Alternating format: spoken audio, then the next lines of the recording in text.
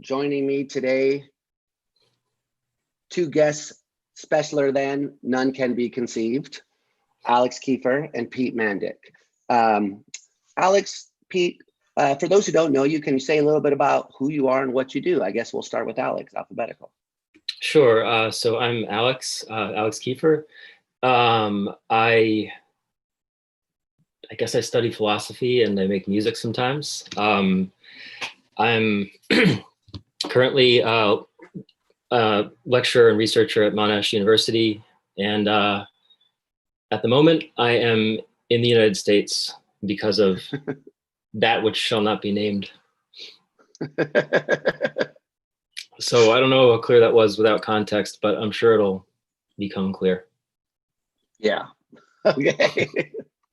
And wait, Pete. so we're not allowed to name Cthulhu? Oh, I guess we can now. It's out of the bag. Yeah.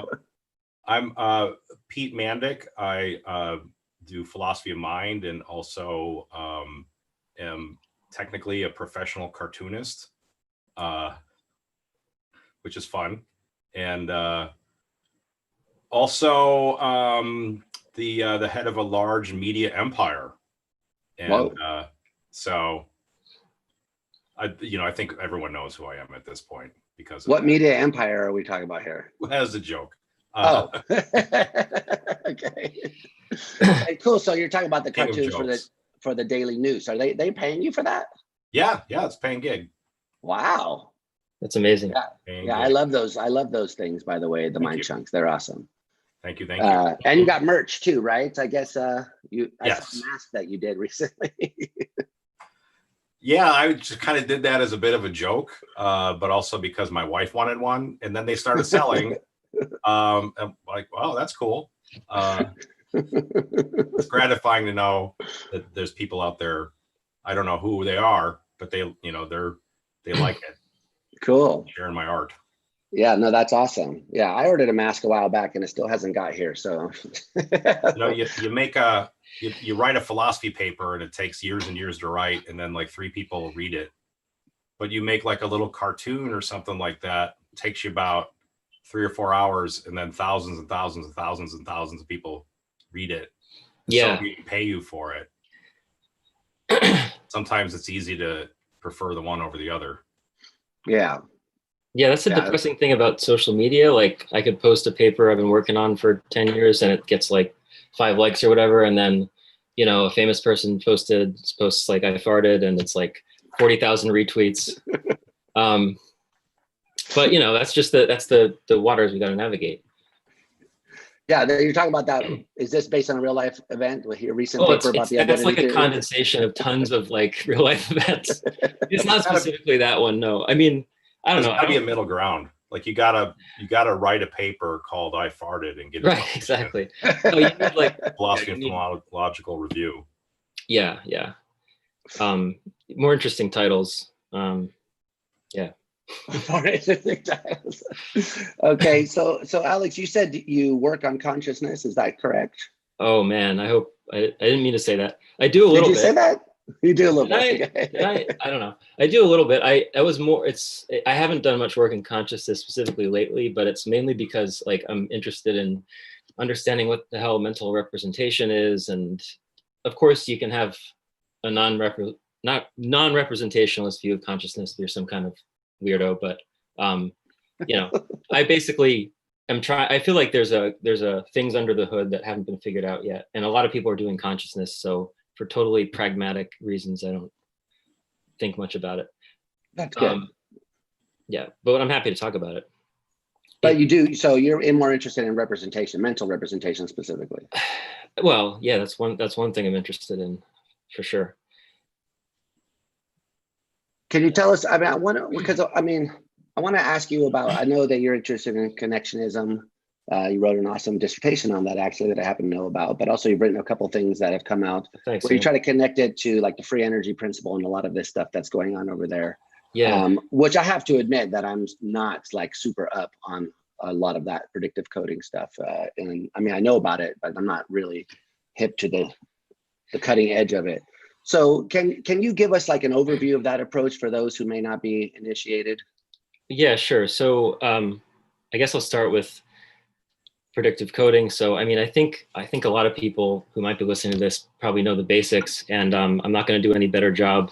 It seems like every paper in this area introduces the framework again. So I feel like I have a lot to compete with here, but essentially it's just the view that the top-down connections in the brain implement a generative model, which is a statistical model that tries to predict and sort of generate states of the lower order representations in the model and also the sensory input, like the peripheral sensory input channels. And then the feed forward connections in the brain they provide feedback to the model that corrects it over short time scales, like, inference being sort of inferring the causes that would have generated the input within the model, and then over longer time scales, adjusting synaptic weights to come up with a better statistical model. And then even things like, this starts to shade into the free energy principle, even things like the structure of your brain counts as like a structural prior that constrains the kinds of interpretations that you will favor. So that's— Can you say a little bit more about that? The shape of the brain constrains the— Oh, well, I don't know exactly. So an example is like convolutional neural networks. So like you have small neurons that have small receptive fields that are sort of sensitive to things like edge orientation, right, at the lower levels. Repeating a shape like that across the brain is sort of like a prior.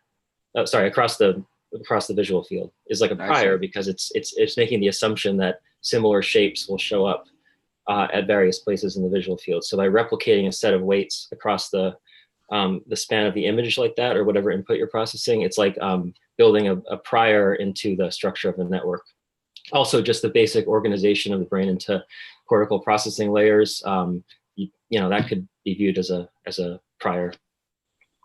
So I don't know, prior tends to be like a magic term. It seems it functions that way, but it's got a pretty precise meaning, right, in terms of inference and such. So I have a question, Alex. Yeah. And like you didn't raise your hand.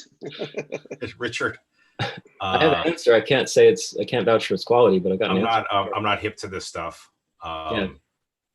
Or in other words, like, I don't understand it very much. You guys are more hip than you're giving yourself. I blame the math. I see. Like, there's a bunch of math. That is a pain in the ass. Yeah.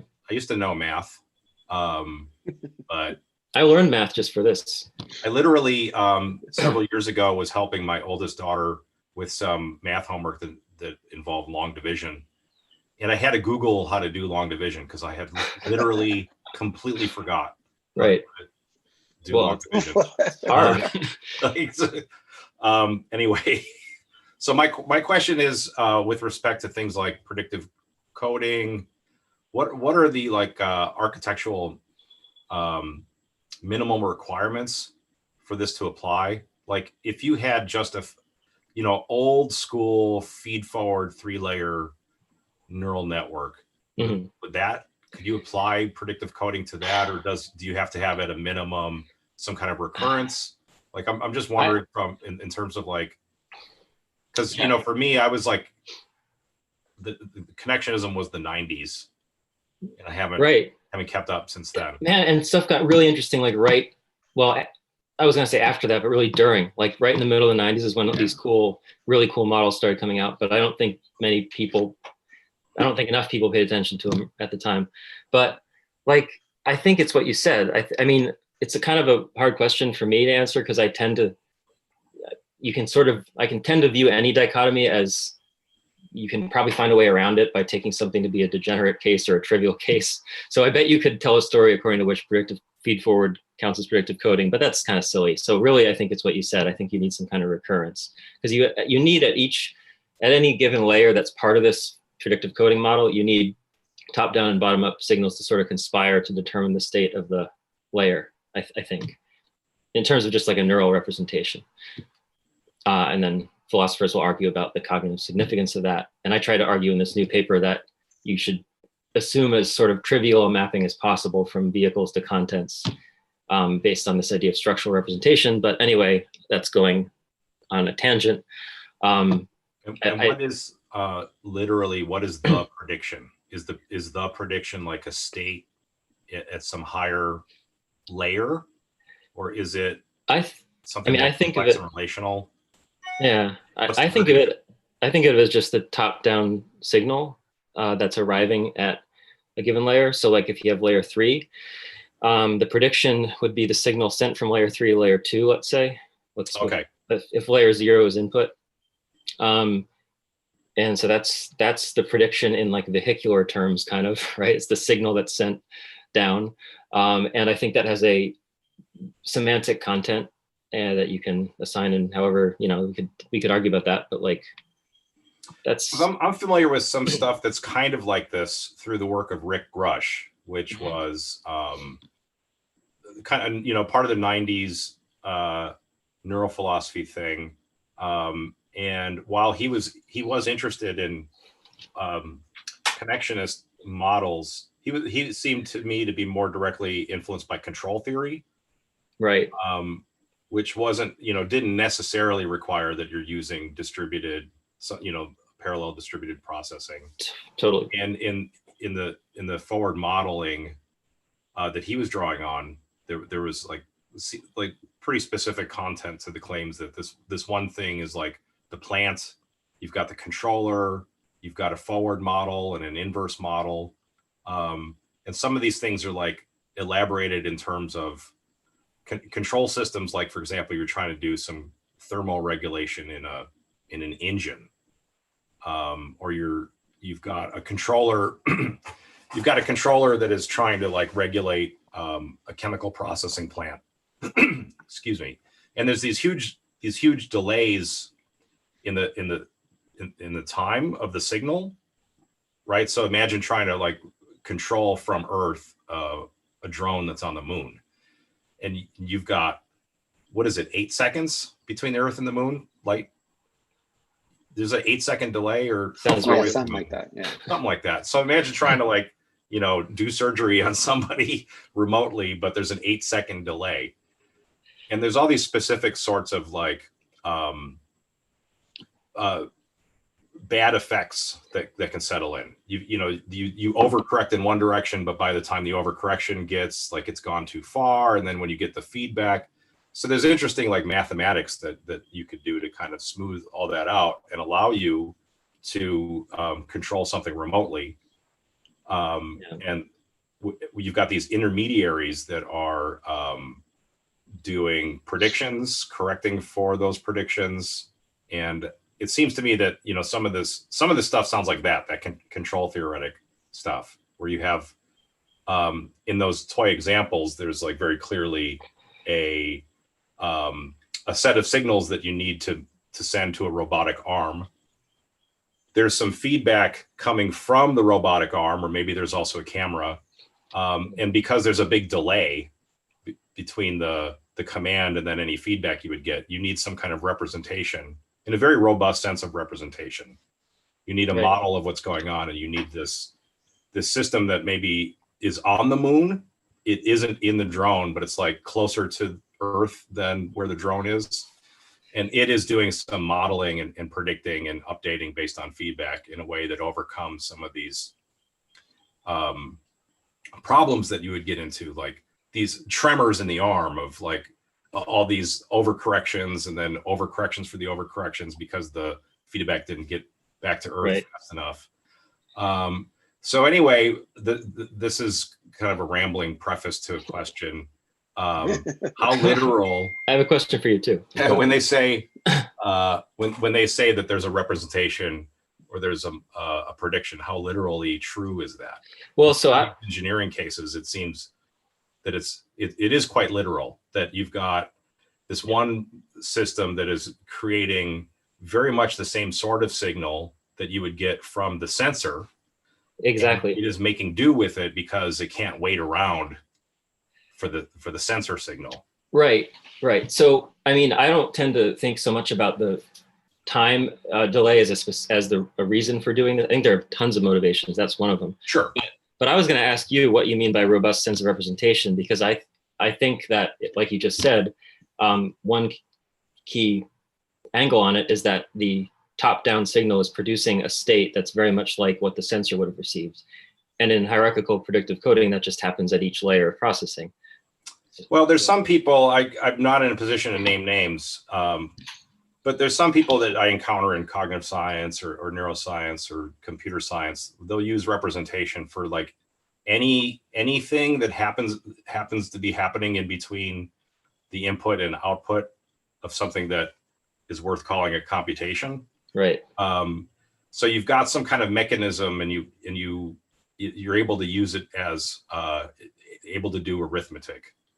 And the inputs and the outputs are things that are pretty easily interpretable as representations of numbers.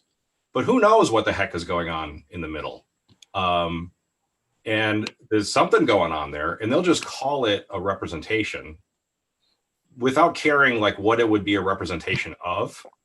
Yeah. You know, I like back when I mentioned long division, when a person is doing long division, they are literally manipulating symbols, and the symbols like there's a semantics that you could apply to them. You could see that like, okay, this numeral is representing tens. Or numerals in this column represent tens, multiples of tens. Numerals in this column represents hundreds. And so the things that are like the causal intermediaries between the inputs and the outputs themselves have a semantics. But sometimes it seems like people will label things representations just simply because they are causal intermediaries between inputs and outputs. The inputs and outputs, they have a semantics, but they don't care what the semantics might possibly be for the intermediaries. And that seems to me to not be a representation in the robust sense of a representation. Right. They don't care like what it's representing. They have no answer to that question. They don't care that they don't have an answer. But in some of these other sorts of examples, like the one I was trying to remember in terms of like the control plant,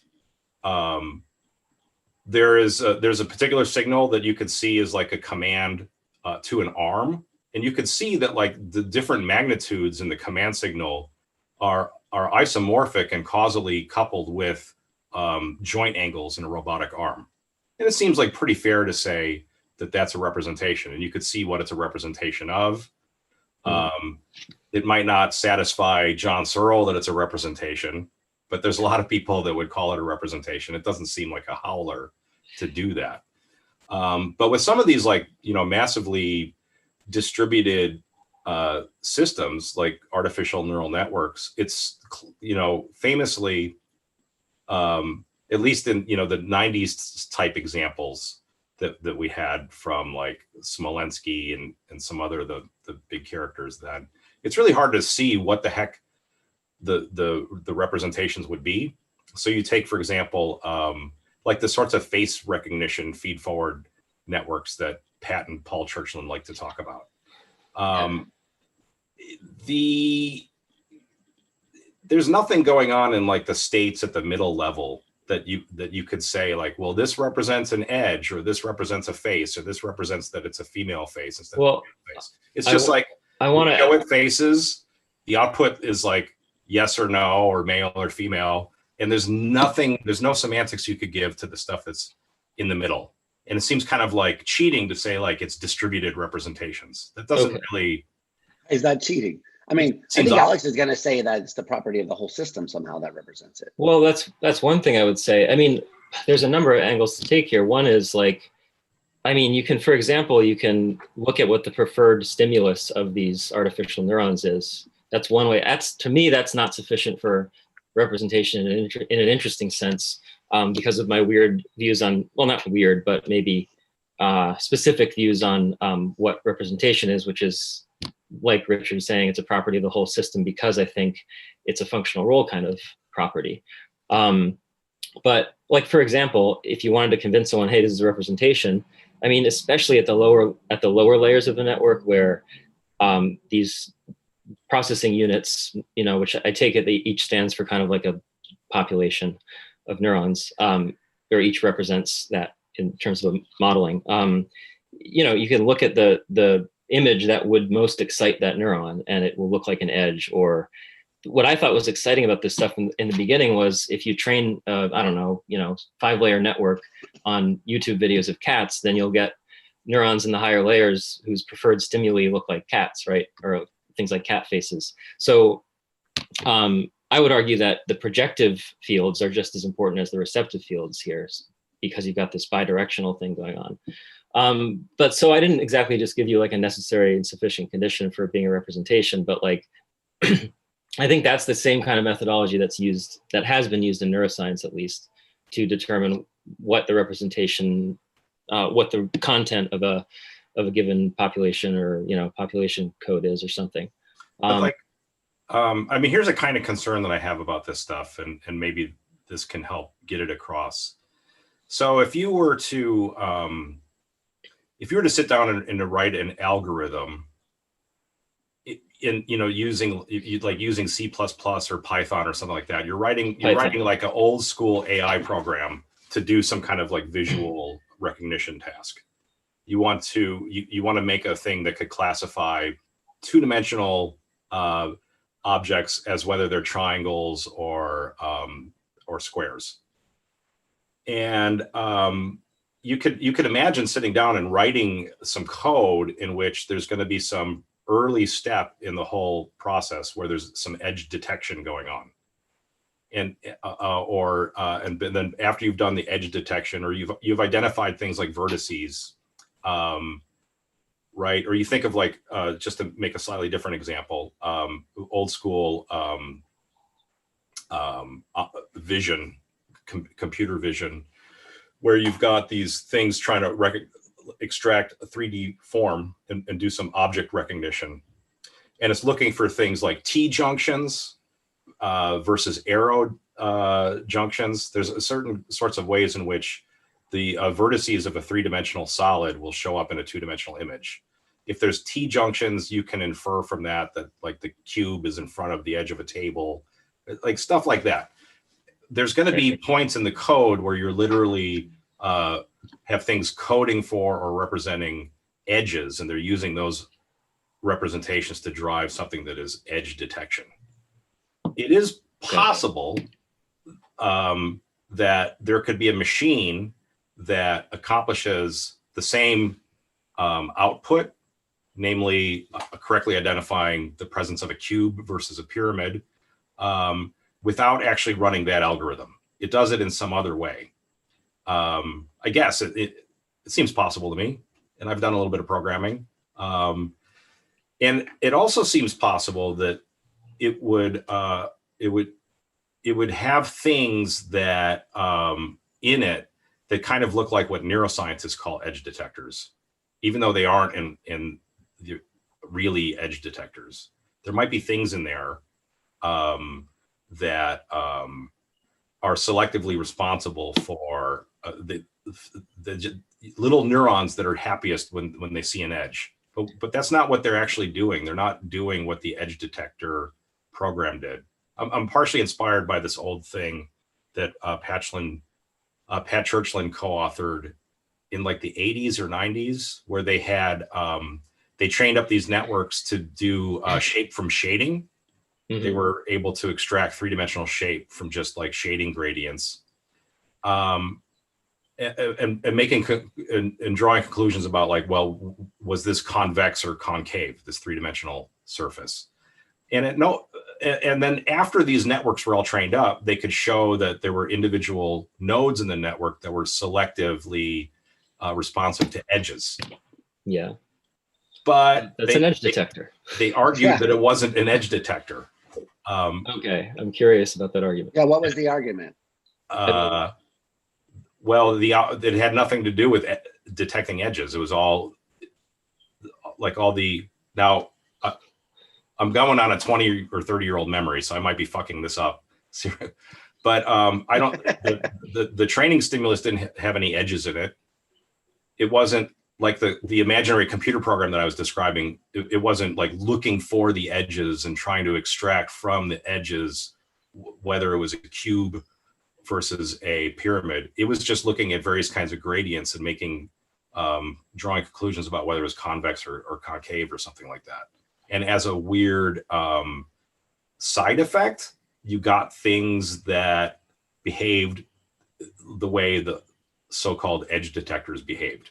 that if you did like a single cell recording from it and then you showed it at edge, you would get a maximal response. Just because you get a maximal response doesn't mean. So let me just say, like, so in connectionist network, in like multi-layer convolutional vision networks or whatever, you'll get things that are like that you could describe as edge detectors because of how they behave just in response to stimuli, but also they feed into the next processing stages in the right way. So like, as a functional role guy, I would say, well, it's because those edge detectors then get input into a shape detector, which gets input into a 3D object detector in the right way, that they're representations of edges. But just to drive home the point about functional role, like, I think your example of calculating with numbers is perfect, because yes, they have a semantics, but like, what is our grasp on the semantics of those symbols consist in, other than the fact that we can add and subtract and divide and such in the right way, right? So like, I mean, yeah, there are maybe platonic entities or whatever you think numbers are, but like, the only reason we think these symbols refer to numbers is because we can do all this manipulation of them. And so I would say in the same way, the states, the intermediate processing states between input and output in the human being, are representations with semantic content for the same kinds of reasons. I do think, like you mentioned, a lot of people might talk about representations without being specific about their content and such. And I'm definitely guilty of that, because I think oftentimes you can give a good story about the specific content of a representation, but like, there's plenty of cases in which it's just cool to show that there's reason to think that representations would arise in these sorts of systems for very like broad general reasons. I mean, I think that's probably what's going on in the case of deep learning, right? People accuse these networks of being black boxes, which, I mean, they are to some extent currently, given our epistemics, right? But I don't know. I forget what the hell I was going to say next, so I'll stop talking. Alex, can I get you to say more generally what you mean by the word representation, since we're throwing it around a lot? Oh, man. Well, what do you mean by it? No, I mean, do you want to know that? Yeah. No, I mean, I feel like it's a pretty, I like to talk about or think about a folk sense of representation. So to be kind of an idiot about it, it's representation or some kind of presentation, right? Okay, that's terrible. Shaking his head. What? How? Okay, so I happen to like etymology more than an analytic style philosopher should, but like, why is that terrible? It's a stand-in. If you want me to get fancier, a little more theoretical, it's something that stands in for something else in a really weird sense of stand-in, though that might be totally proprietary and not very useful to illuminate what the thing is. But it's something like a proxy, I think. I like Alan Newell's definition from some paper in the 80s where he says basically, well, okay, he defines designation as a technical term, but I think he says a state of a system designates some other thing relative to a process, just in case something like the process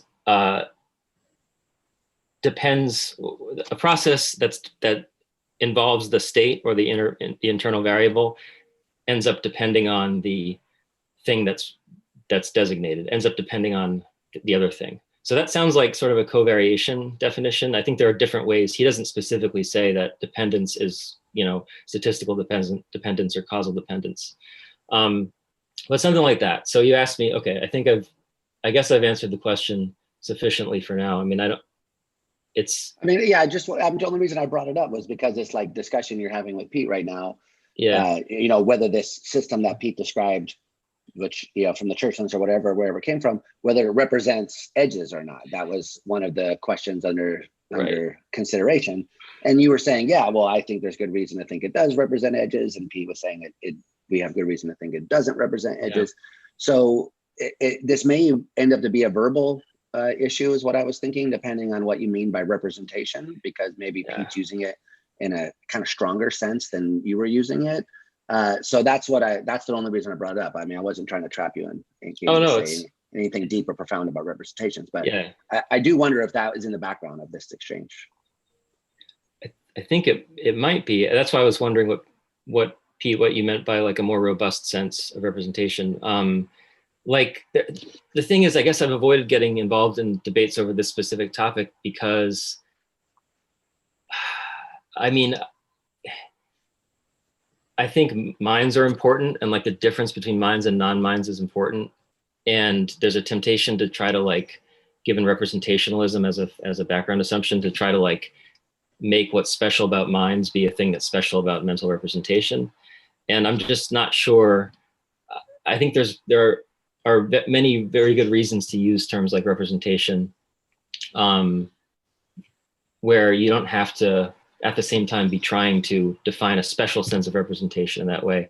But I do think it would be interesting to figure out if there's anything more special here than just like, so like, for example, why would the states of artificial neurons in a 3-layer feed-forward network be different in terms of their representational status from the states of a predictive coding type model?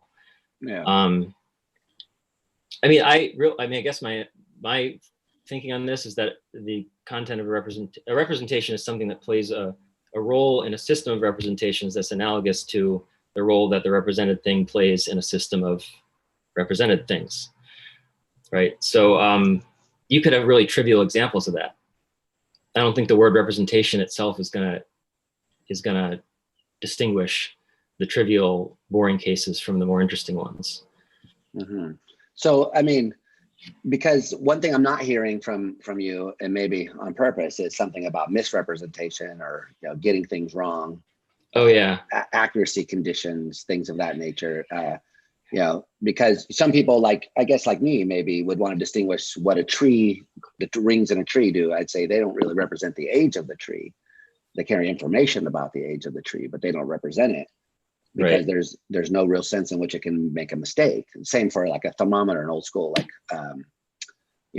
mercury thermometer can't misrepresent the temperature. Yeah. So it can't get it wrong. Is anything like that figuring in your account of it, or was that maybe out there this for Pete too? Yeah, sorry, I'm Pete. You want to take? I do have an answer, but go ahead. No, I was going to ask both. So I tend not to rely on the misrepresentation criterion. So maybe there's nothing to this thought. I've never really tried to voice it publicly, so I'll try it. So my thinking is, a lot of philosophers say the possibility of misrepresentation is essential to representation. And I think it's not, because I think misrepresentation is a type of representation. So I want to have an account of representation first, and then say misrepresentation is when you represent the wrong thing. But that presupposes representation. So I don't tend to think of misrepresentation as a constitutive condition on representation. That said, you easily could go that way in predictive coding models because this whole prediction and prediction error mechanism is built in. So that would be a nice, easy answer I could give, but I don't think it's the right one. Okay, great. And so what's your take on this, Pete? Are you using the word representation in a more loaded sense, or? Yeah, it's a little bit more loaded than Alex, but not as loaded as some other people. A little bit earlier I said this wouldn't make John Searle happy. There's some people, they have such a loaded view of what representation needs to be that, for example, it needs to be phenomenally conscious, or needs to at least be in a system that it could become conscious. And I just say, fuck that noise. No, thank you. Fair enough. Seems like an overreaction. Just, no, wait till you see the overreaction. That was me being polite. I'm inclined to think that representation is kind of a messy topic because it's not a folk term. It's like it's a theoretical term, but it doesn't live in any particular theory. There's not like a full-blown theory. Like, for example, Einstein's theory of relativity, that's a full-blown theory. And there's certain terms that have their meaning because of that theory. Representation gets kicked around by a whole bunch of people that have a whole bunch of partial theories. And they kind of get it from the folk. And I do think that it's important to keep in mind the connection to the folk.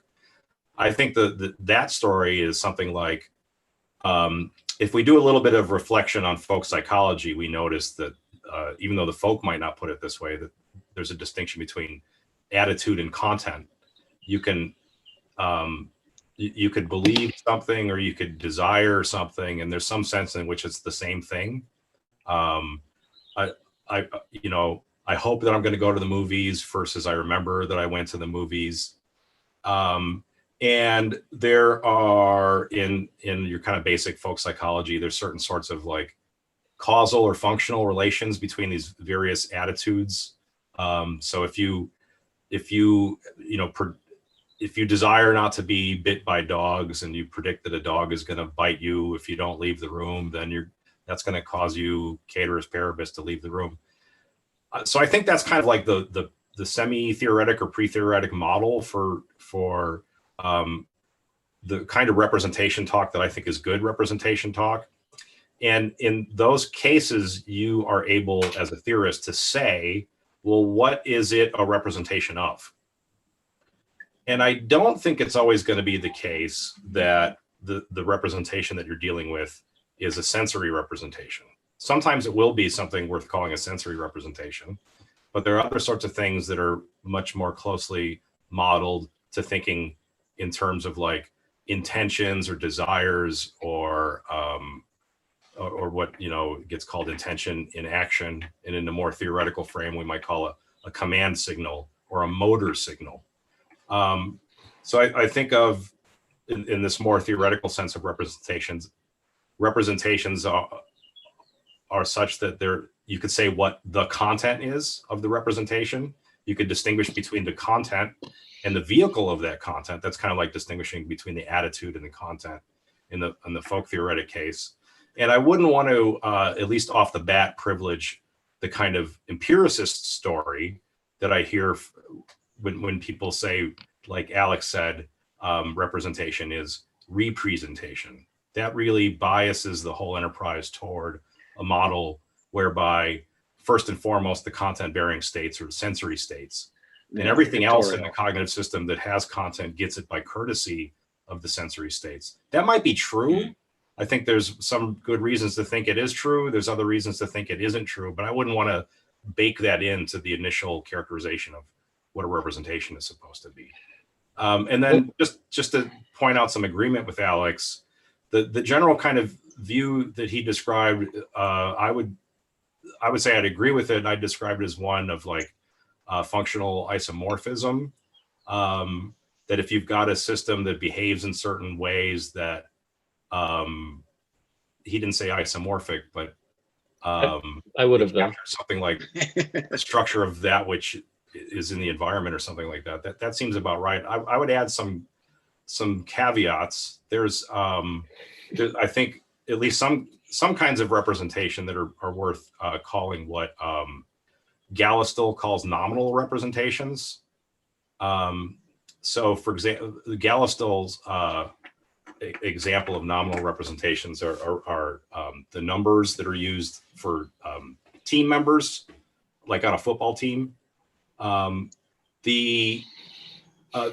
like player number 32 or whatever, and player number 24, the 32 is just working as like a pure name.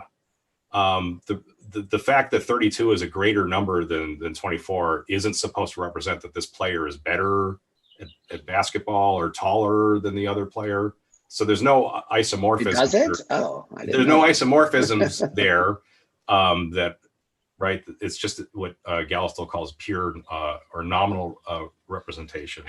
And I think that plausibly, like some things worth calling representation are like that. And maybe the right semantics to give for those representations is something more like an indicator semantics, as opposed to something that would involve multiple pieces that are jointly isomorphic to some environmental features. So I think that you're going to need a lot more heterogeneity. You're going to need to allow a lot more heterogeneity in like types of representations and what story you tell about how those types get those contents. I also, I don't know whether I agree or not with Alex's claim about teleology or misrepresentation. Sometimes I'm inclined to think like, yeah, once you've entered the representation room, you better be committed to saying when it can misrepresent. Like I sometimes do think that that's the right view, but I also find, if you look at if you look in the field, if you look at scientists using this terminology, I don't see them putting much effort into providing for that, making sure that that so-called constraint is being honored. And that makes me think that like maybe it doesn't matter. Well, that, you know, so but there's a lot there, and I don't want to cut Pete off. Sorry. I don't want to cut everyone off, but so in what sense does the things you're talking about here not apply to the edge detector in this earlier primitive system? Sounds like what you just said is you agree that it represents edges. no, I think there still would be an open question that it represents edges. So just because it's identifying cubes, and cubes happen to have edges, it doesn't matter. That doesn't necessarily mean that at some point there's a thing who's you know, and this maybe is pushing me in more in a teleology direction. There's nothing in here whose purpose it is to carry edge content. Yeah, but it sounds like what you're saying though is that, and what maybe the church were saying is someone had to put that in there, the purpose. But why couldn't that a purpose have evolved? Like it's a consequence of the way the system started working and whatever, that it requires these states whose purpose carry information about edges. I mean, I think so. I'm trying to think of a good example to illustrate the fact that it carries this informational content, where information is described in terms of like this causal relation, doesn't matter for its performing the function. So there might be you know, there might be a part of your car that is hottest. You know, it lights up the most in response to uranium, but it wasn't built to do that. It's actually built. Its optimal performance is when it's not lighting all the way up. And in fact, every description of its optimal performance is going to emit uranium. You don't want uranium anywhere near the car, right? So it's just a weird accident that's what makes this thing maximally light up. And now, if you wanted a uranium detector, this mechanism would be a good one, but that's not what it's for. But if it played a certain role in the system, then you would be happy saying that's what it's for. In order to like, if it turns out that the only way you could get the car to run is to put this thing in there that as a matter of fact would be maximally hot or maximally bright in the presence of uranium, I don't think it follows then that you've got a uranium detector, or detecting uranium is how it works. Like if you wanted to know, like, how does it make the car go? It's just irrelevant that it has this particular relationship to uranium.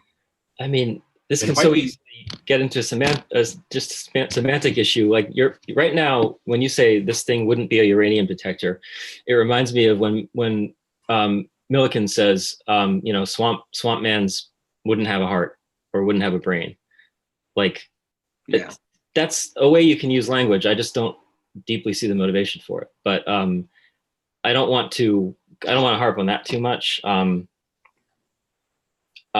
me just volunteer that I don't think representation needs to be understood in a normative way at all. So like, I don't want to go at all in a teleo direction. Yeah, I don't blame you. I mean, I'm very ambivalent about the teleo thing. On the one hand, like, of course, Swamp Man has a heart. I mean, look at, I mean, it's pumping the blood and, you know, it's keeping him alive, in the way that it keeps me alive. And maybe you could do some like fancy teleo story there, like you know, 10 minutes later, he's still alive. How is that possible? Well, it's because his heart is pumping the goddamn blood. That's how it's possible. And so that allows us to say that that's what his heart is for. But then, you know, like a armchair metaphysician is going to want to know, like, well, what about at time t0 when the lightning bolt strikes the log? Is his heart for pumping blood then? Maybe the right answer is like, who gives a shit? Like, I don't. I mean, just to defend some Millikan here, you know, her idea is sort of, I thought, is similar to what Alex was saying, not in the content but in the spirit. So what she wants to do is provide a theory of representations first, and then see what follows from it. So if you have a theory which is really useful for like organisms like us and gives you good predictions, then if it has this consequence about swamp man, why does that matter? You can't make these kinds of generalizations. We don't know if he'll be alive 20 minutes from now. We don't know if so it's not. Anyway, so I don't really see the problem with saying he doesn't have a heart. Nothing really hangs on it. It's not important in any real sense. If you have a theory which explains other things and is useful for organisms like us, which do have a history, and you can explain the functioning of normal hearts, I think that's and when they malfunction, why they're still hearts, etc. That's what's important. So these other kinds of, anyway, so I just want to say, I mean, that's what I thought was in common with what Alex was saying, was that you want the theory first of what a representation is, and then you see what it tells you about these weird cases. There's a lot I agree with there, and maybe that puts me in large agreement with Millikan. But the thing I would want to focus on from what you were just saying, Richard, is, what is it helping with in the theory? So if we've got some cortex and we're trying to figure out like what is it doing with vis-a-vis vision, you might ask questions about like, well, is it representing color, or is it just representing luminance? Is it representing edges or not? It might turn out that like calling it an edge detector isn't helping your theory at all. And the mere fact that it could be used as an edge detector, like if you wanted to detect edges, like one way you could do it is hook an electrode up to a cat's brain and then point the cat at edges and see what like you could use it as an edge detector if you wanted to, but is the cat's brain using it for an edge detector? Well, that's the question. Explanation for how the cat is able to tell the food from the bowl, that at some point there's something in there representing edges. Alex, what were you just about to say? So do you think that is the right question? Yeah, how is the system using it? Yeah, like what role does it play? Not just what information does it carry? And I mean, there are questions I get into about what we mean by that too, like about carrying information, but not just what information does it carry, but how is the information exploited, et cetera. I mean, that's not my original point by any means. A lot of people No, but how is that not normative? Ooh. How is it normative? I'm talking about how the system in fact functions. Right. So like if it's malfunctioning, then you'll be talking about how it ought to function. Sorry, I'm talking about like what the kinds of things the system does. So like I think you could take a instantaneous temporal slice of a cat's brain, and assuming you could infer the dispositional properties from the categorical properties. Maybe that's a big assumption, but I'm assuming that you could figure out the roles that these different parts and signals would play in the broader system. And then you could tell whether this thing functions as an edge detector in a sense of function that just means actually does that. Not that it has that purpose in any more robust sense. Right. But so one of the questions, I feel outnumbered here a little bit because I like teleology. I like teleological theories. I like causal theories of reference. I'm against connectionism generally. So I know I'm on the other side of you guys in a lot of different ways, but one of the things that, teleological theories are aimed at trying to answer is, why is a broken toaster still a toaster? Why is a malformed heart still a heart? It doesn't actually do that job. Or are they? So you don't think a broken toaster is a toaster? No, I think it's a broken toaster. Right, but so in what sense does it qualify as a toaster if it's not that? Well, it's a broken toaster, therefore it's a toaster. It's a broken. The other day, we were listening to WFMU. They got this kids show on Saturdays, and there was a song about toast. And in the song, there's a mythical telling of the tale of the origin of toast. And so this guy had some bread and a toaster, and he was the first guy to think of putting bread in the toaster and toasting the bread. So that's where toast comes from. Brilliant. Excellent. Okay, so if you take a smashed brain, there's still edge detectors in the smashed brain. Well, Or do you not think that? I don't know. I think there's definitely a brain. I don't know that there's nothing that would now function as an edge detector. So I kind of would want to say there isn't anymore an edge detector. Wow. Okay. I mean, just that's honest intuition. That's not like I'm not cooking the books. No, I find that interesting because I mean, I guess I find it's really, hard to imagine why you would think that. Well, because there's nothing that's going to function as an edge detection there currently, but there are things in there which the reason why they are there is because they detected edges.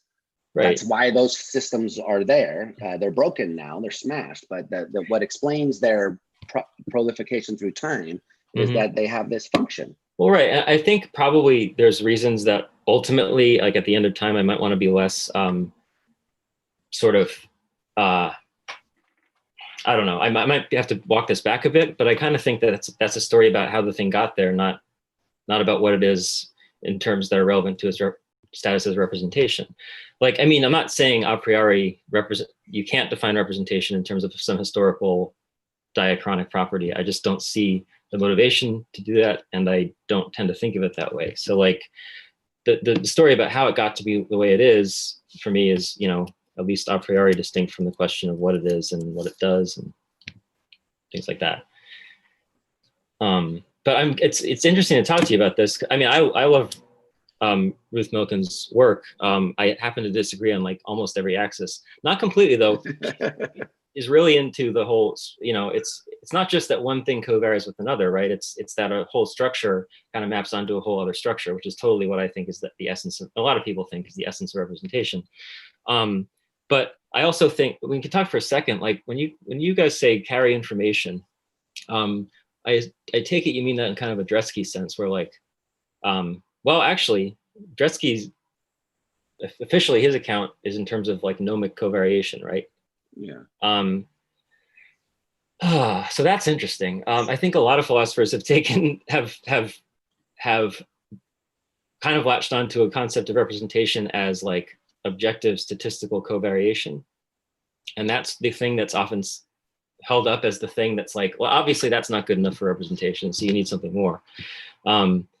Maybe there's something more interesting built into Dresky's actual idea of nomic covariation, but I was going to get into a whole thing about how I think statistical covariation is not really what information is either. Like if you look at like Shannon's theory, I think it's really an articulation of a folk notion of somebody's being informed about something. So I actually think a reductive account in terms of information, a reductive account of representation in terms of information probably isn't going to work either, because information is essentially an epistemic notion. And I think the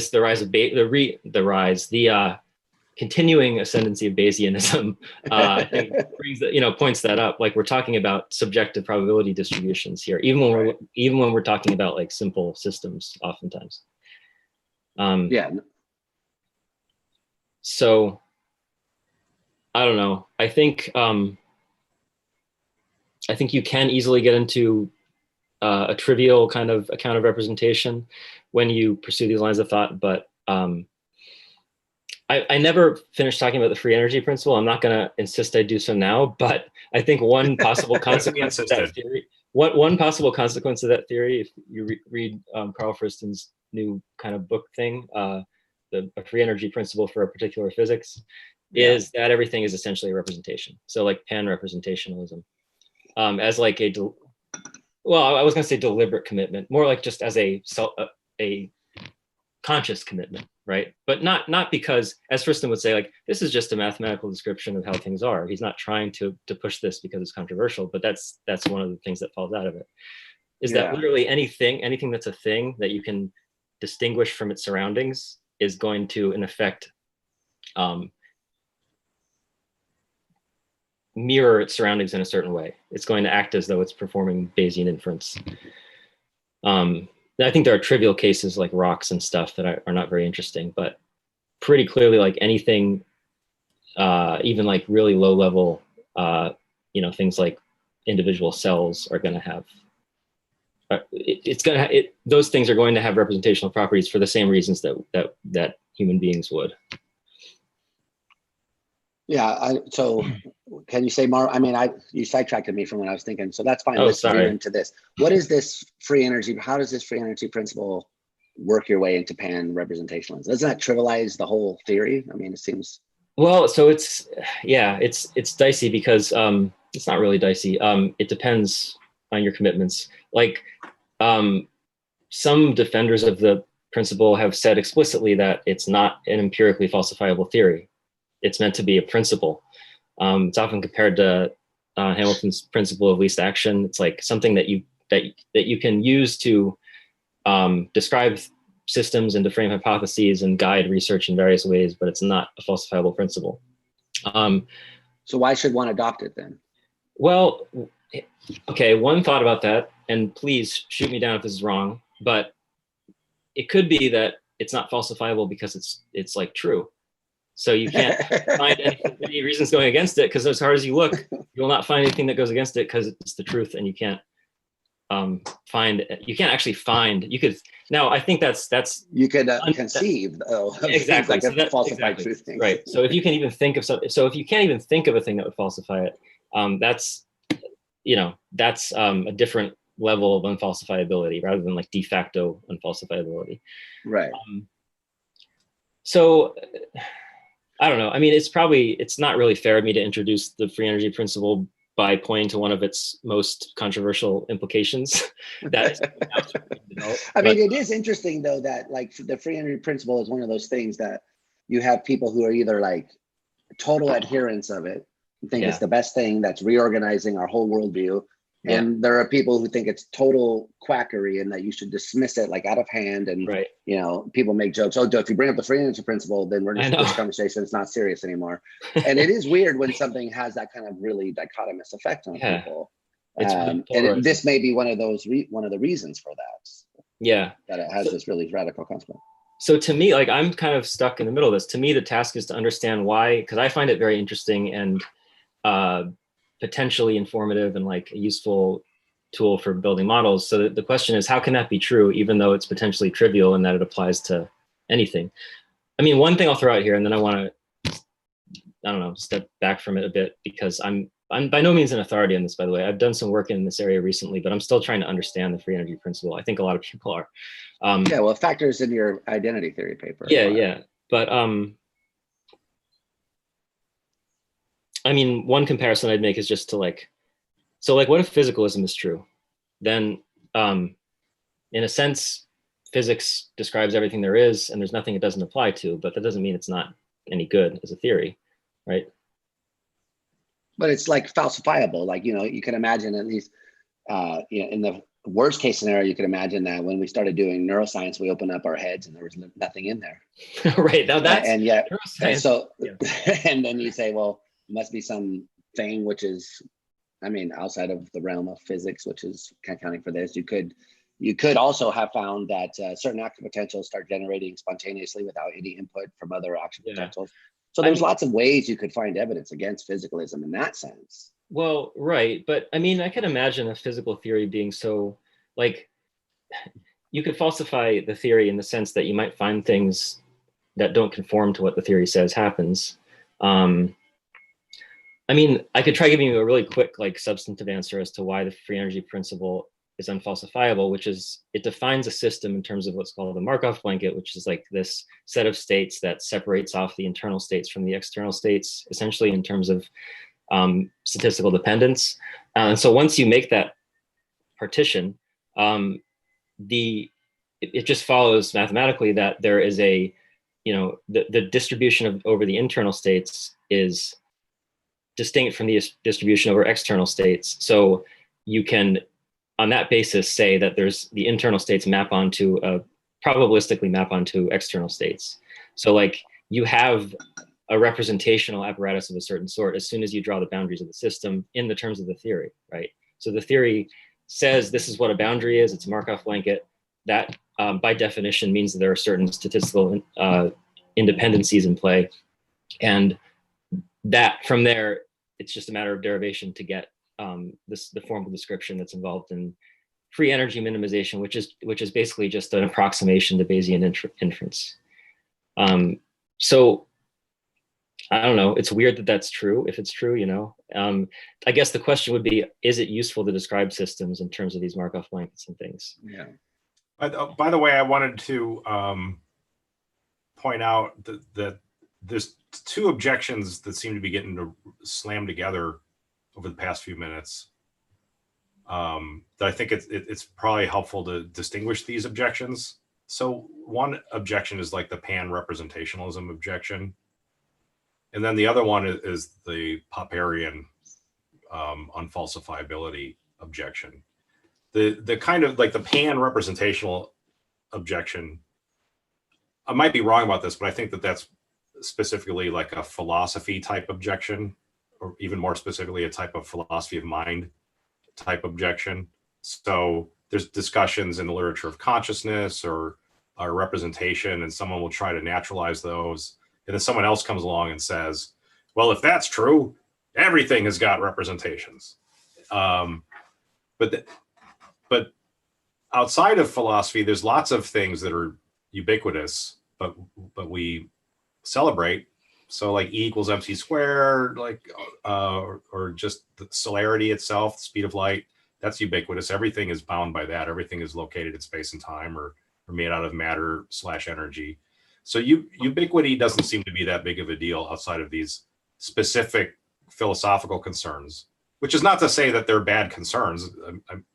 I think, you know, philosophy isn't total garbage. But the Popperian one is slightly different, and right. So even if something is ubiquitous, like I'm offering E equals mc squared seems to be ubiquitous, like everything in the universe has to obey that. It still might nonetheless be falsifiable or surprising, the kind of similar sort of thing. Like it's not something that like we just had been saying forever and ever. It took a long time for people to come around to E equals mc squared. And whenever there's some new experiment that is able to verify it with even more precise detail, that's celebrated too. Like it's often offered up as one of the most well-confirmed scientific theories ever. But also I think it's like super surprising. Like we could have easily imagined it being false. So anyway, I just wanted to point out those seem to be two different objections. And yeah, I don't want to say one objection is more important than the other. But Alex, some of the stuff you were saying kind of made it sound like you were treating them as the same objection. I may not have been distinguishing very clearly, but I agree with you totally that those are two different things. So ubiquity might be true. Like you might be happy with pan-representationalism, but still worry about falsifiability. Or maybe you might be happy with both. Like you might say like, yeah, so what if it's unfalsifiable? Like there's certain things that I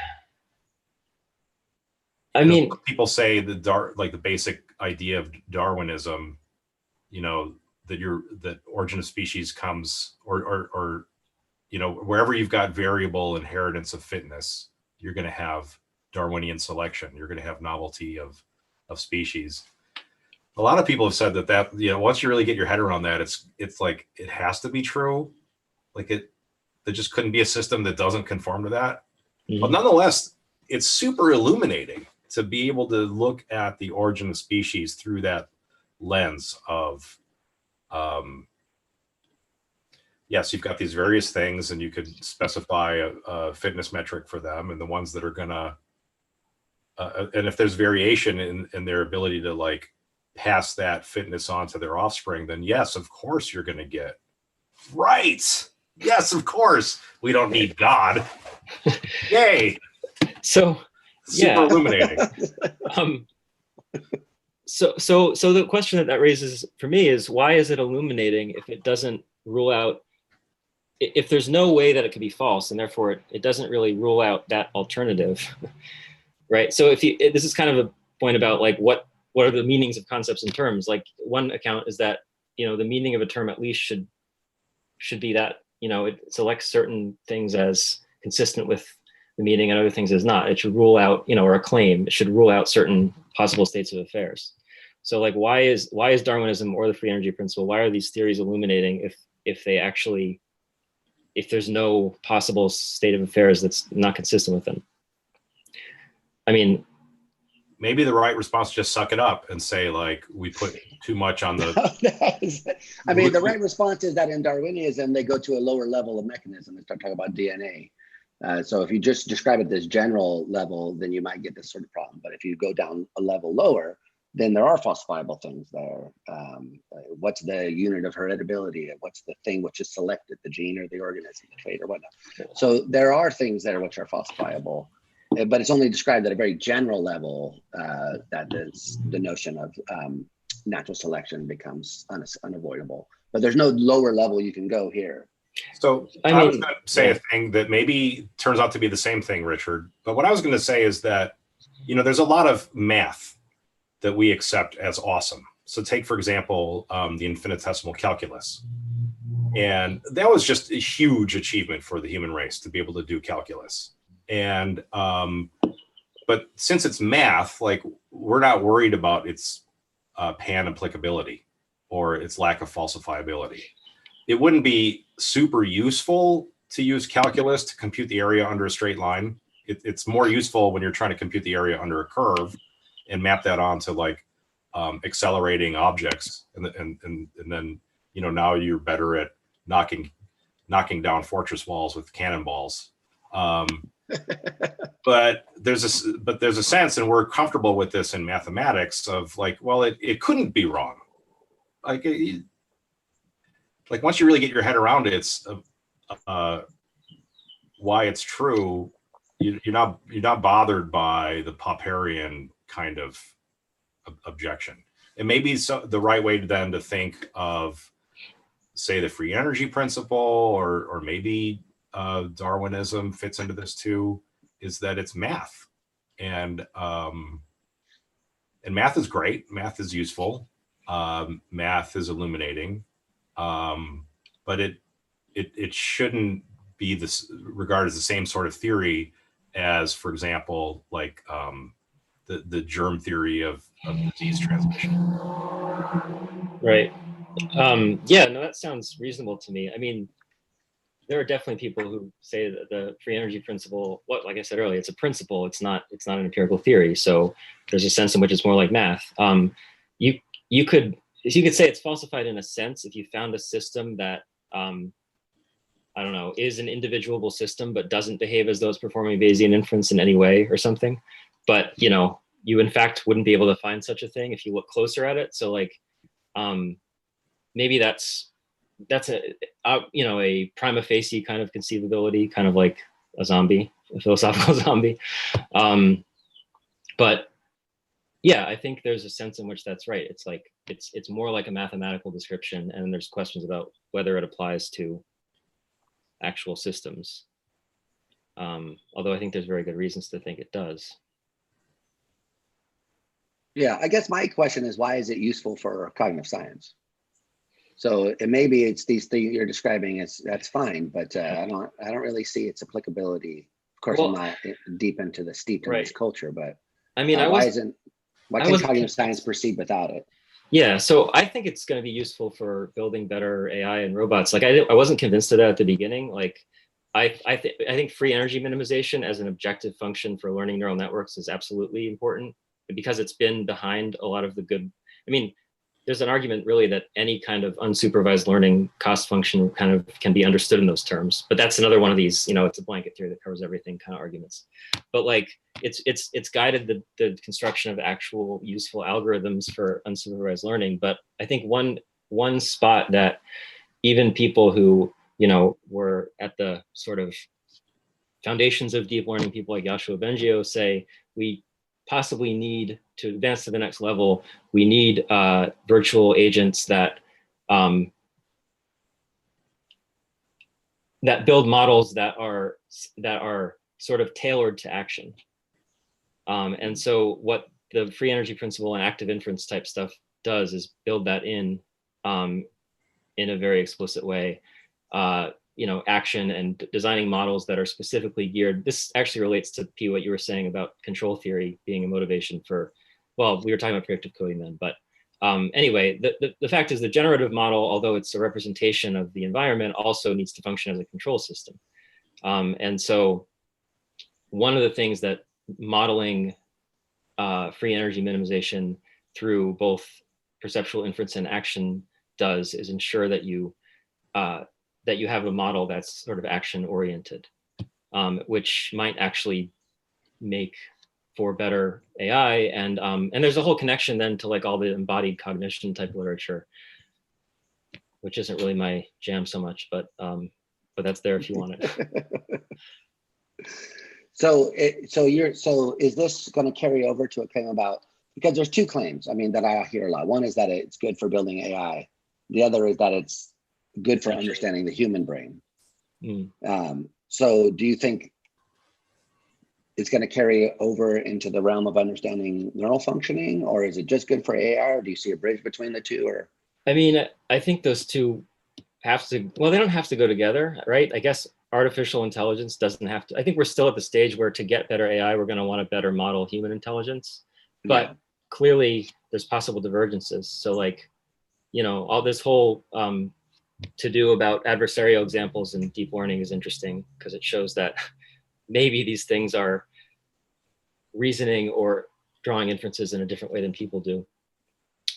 So I mean, if anyone's not familiar with that, it's like you can basically, through sort of back propagation-y type tricks, you can figure out how to perturb the input to a neural network so that it ends up classifying something that's like clearly a koala as Gwyneth Paltrow or something, just by like changing a few pixels by a couple of fractions of a decimal or whatever. So that seems weird. Like obviously people aren't susceptible to those kinds of mistakes. So I do people think do very good at degenerated images, actually. Yeah. But I don't know, this gets us into the singularity type territory. Like maybe there are ways of developing intelligence that are going to totally diverge from what we're like. I mean, there's also, I guess, the octopus, right? There's also the octopus. Yeah, exactly. They're not exactly like us. But so, I mean, it sounds like I don't know how to interpret what you're saying, but it sounds like what you're saying is that these ideas may not necessarily be good for understanding neural functioning. No, I mean, the way the brain works. I think they will. I think they will. I don't want to be on a soapbox about free energy principle, but so I'll say one more thing. Like there's some new work that Casper Hesp and Maxwell Ramstad and colleagues are working on that tries to model population coding in terms of individual neurons performing, what's called active inference. So like basically a free energy minimization description of the components of the system at their level, at their scale, gives rise to behavior that's functionally useful at the level of the super system. And there are many cases where that kind of thing happens. So also in terms of like multi-scale modeling, like if you're trying to understand how a component of a system plays a role in a larger system, which plays a role in a larger system, et cetera, this kind of formalism can be useful for that too.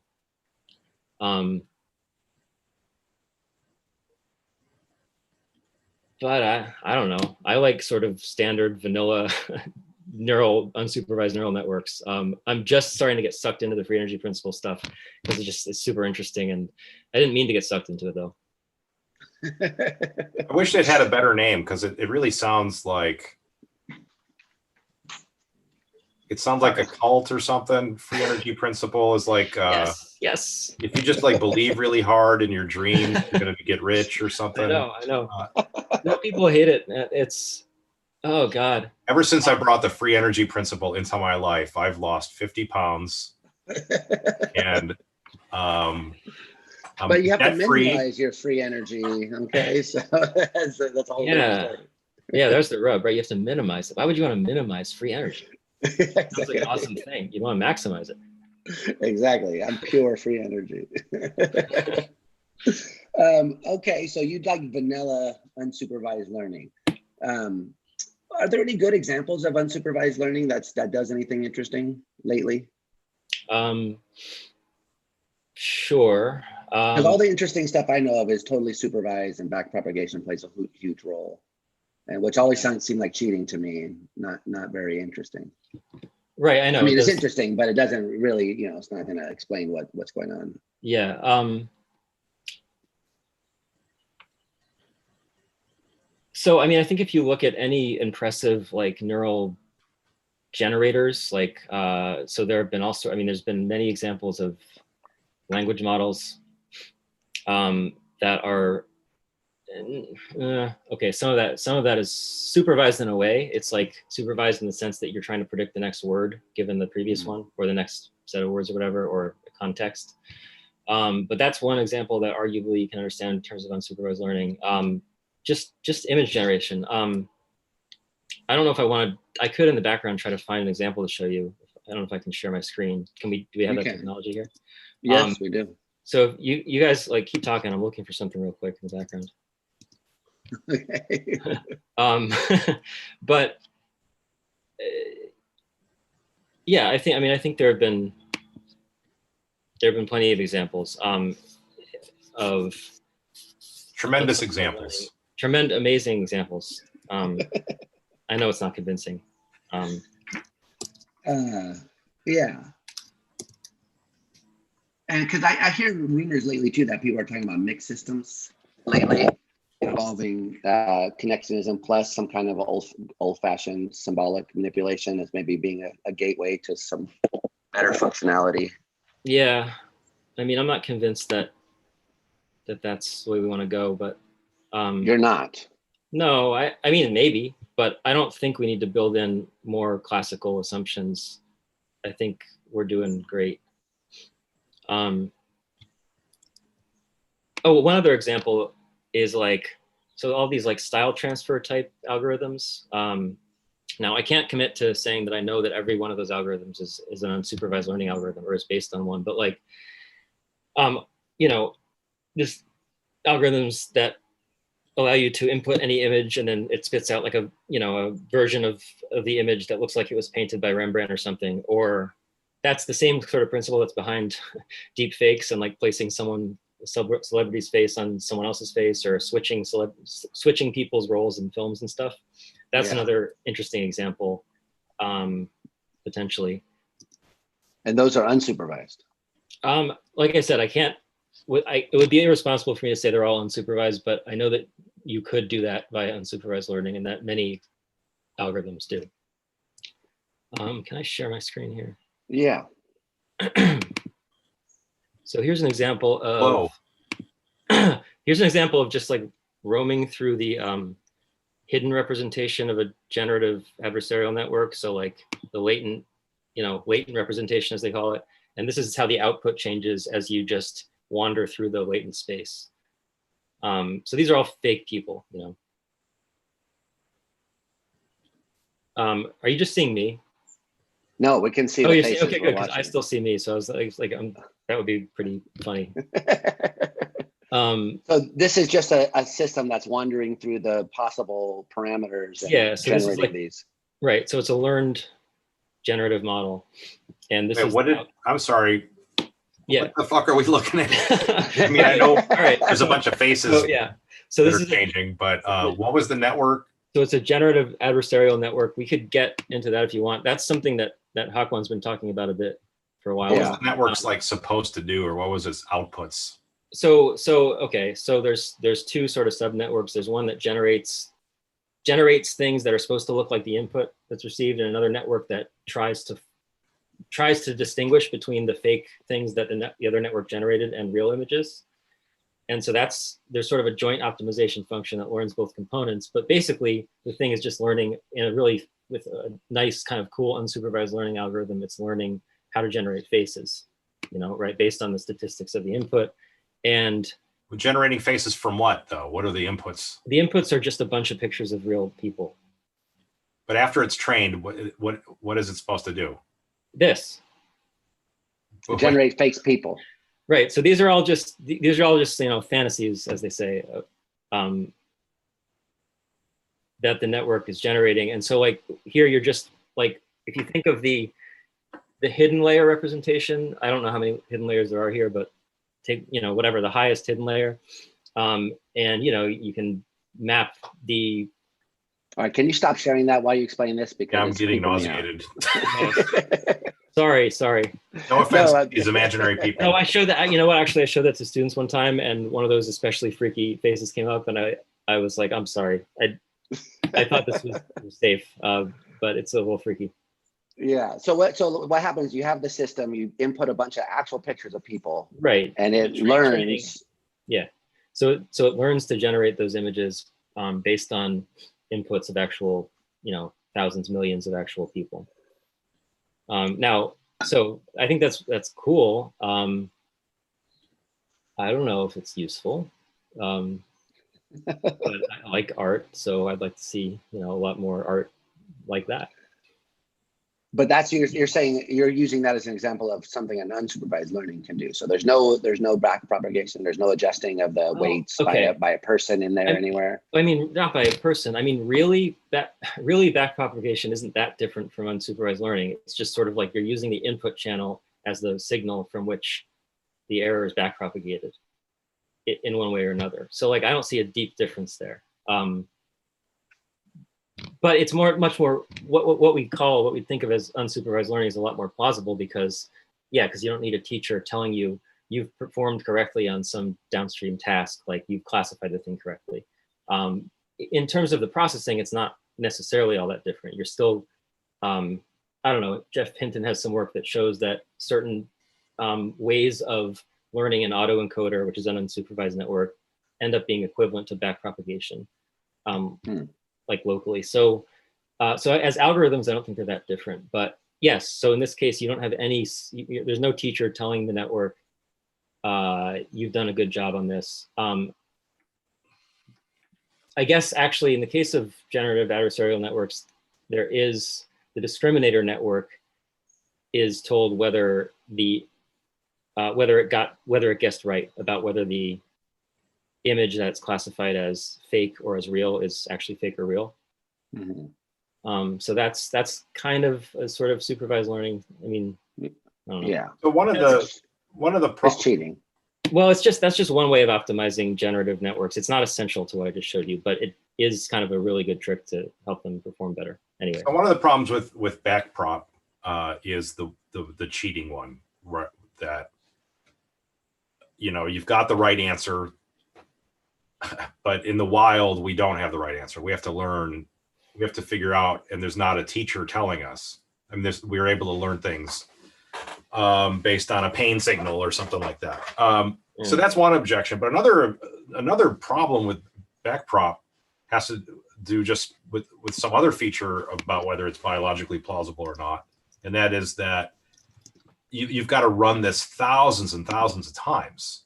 So if you're like old school 3-layer face recognition network from some old Paul Churchland book to just train a thing to be able to say like yes or no, this is a human face, or to categorize human faces as male faces or female faces. You're running the backprop, you're doing right? It's like thousands and thousands and thousands of times. And we think that that's not biologically plausible, that any of the sort of learning that we're doing, like, I don't know about you guys, but my kids, I only have to tell them once. Yeah, there's no one-shot learning in these systems. There's one-shot learning in some of these, isn't there? Yes, there is. But by and large, all of the most successful networks do tend to be very, data hungry, as they say.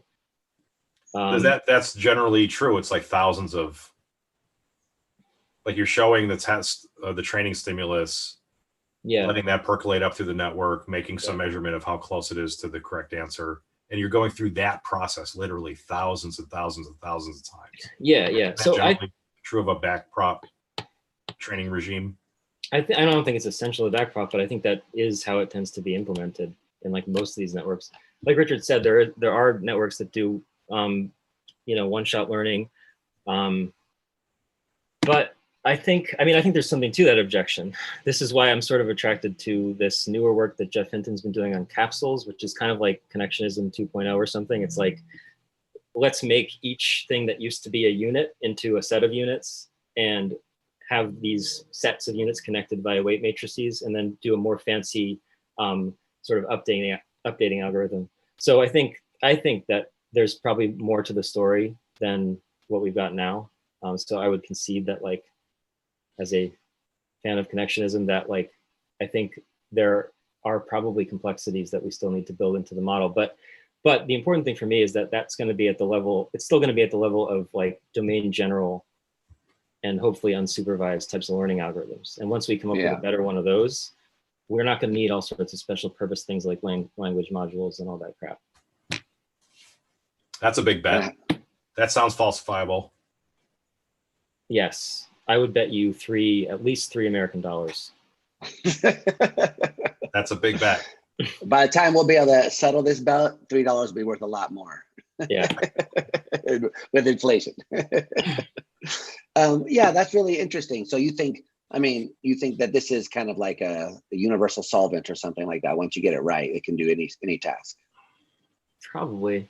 I mean, you know, what is it? A 2-layer neural network can already do compute any function in principle, but that doesn't mean you can actually train it to do so.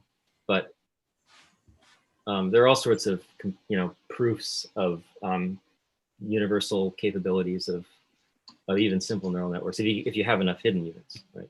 Right. How many is enough for, like, us? Depends. It depends. I don't know. Alex, what's cortical specialization for then? What's it for? I mean, or am I mishearing?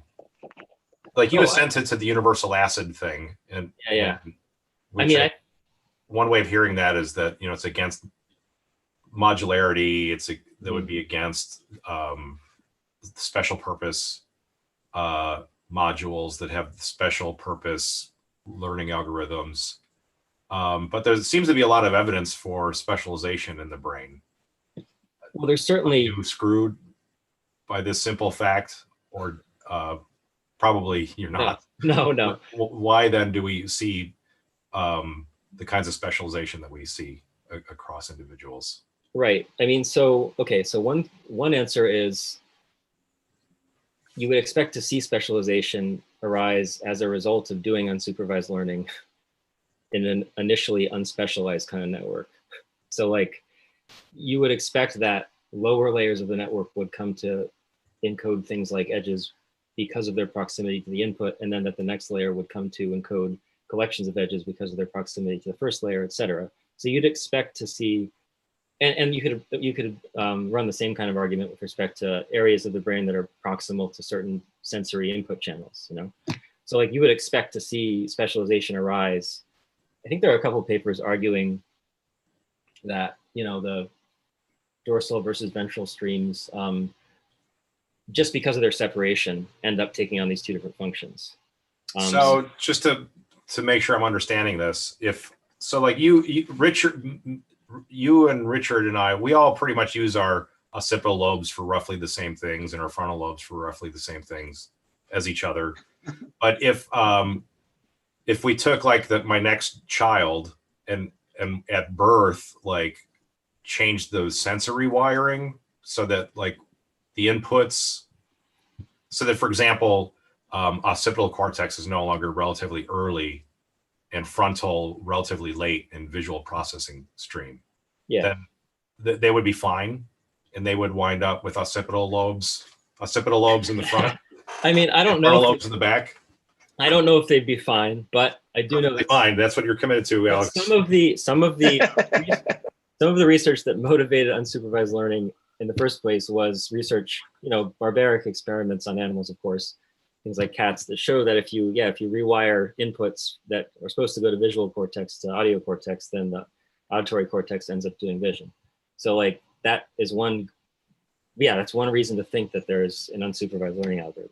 I mean, I think it's a lot of good reasons, but so I don't know if they'd be fine, right? Because you need to have, I don't know, there's probably differences in efficiency and, you know, how many neurons are available in certain areas. So it's not like you can just scramble the whole thing and it'll settle into a state that works fine.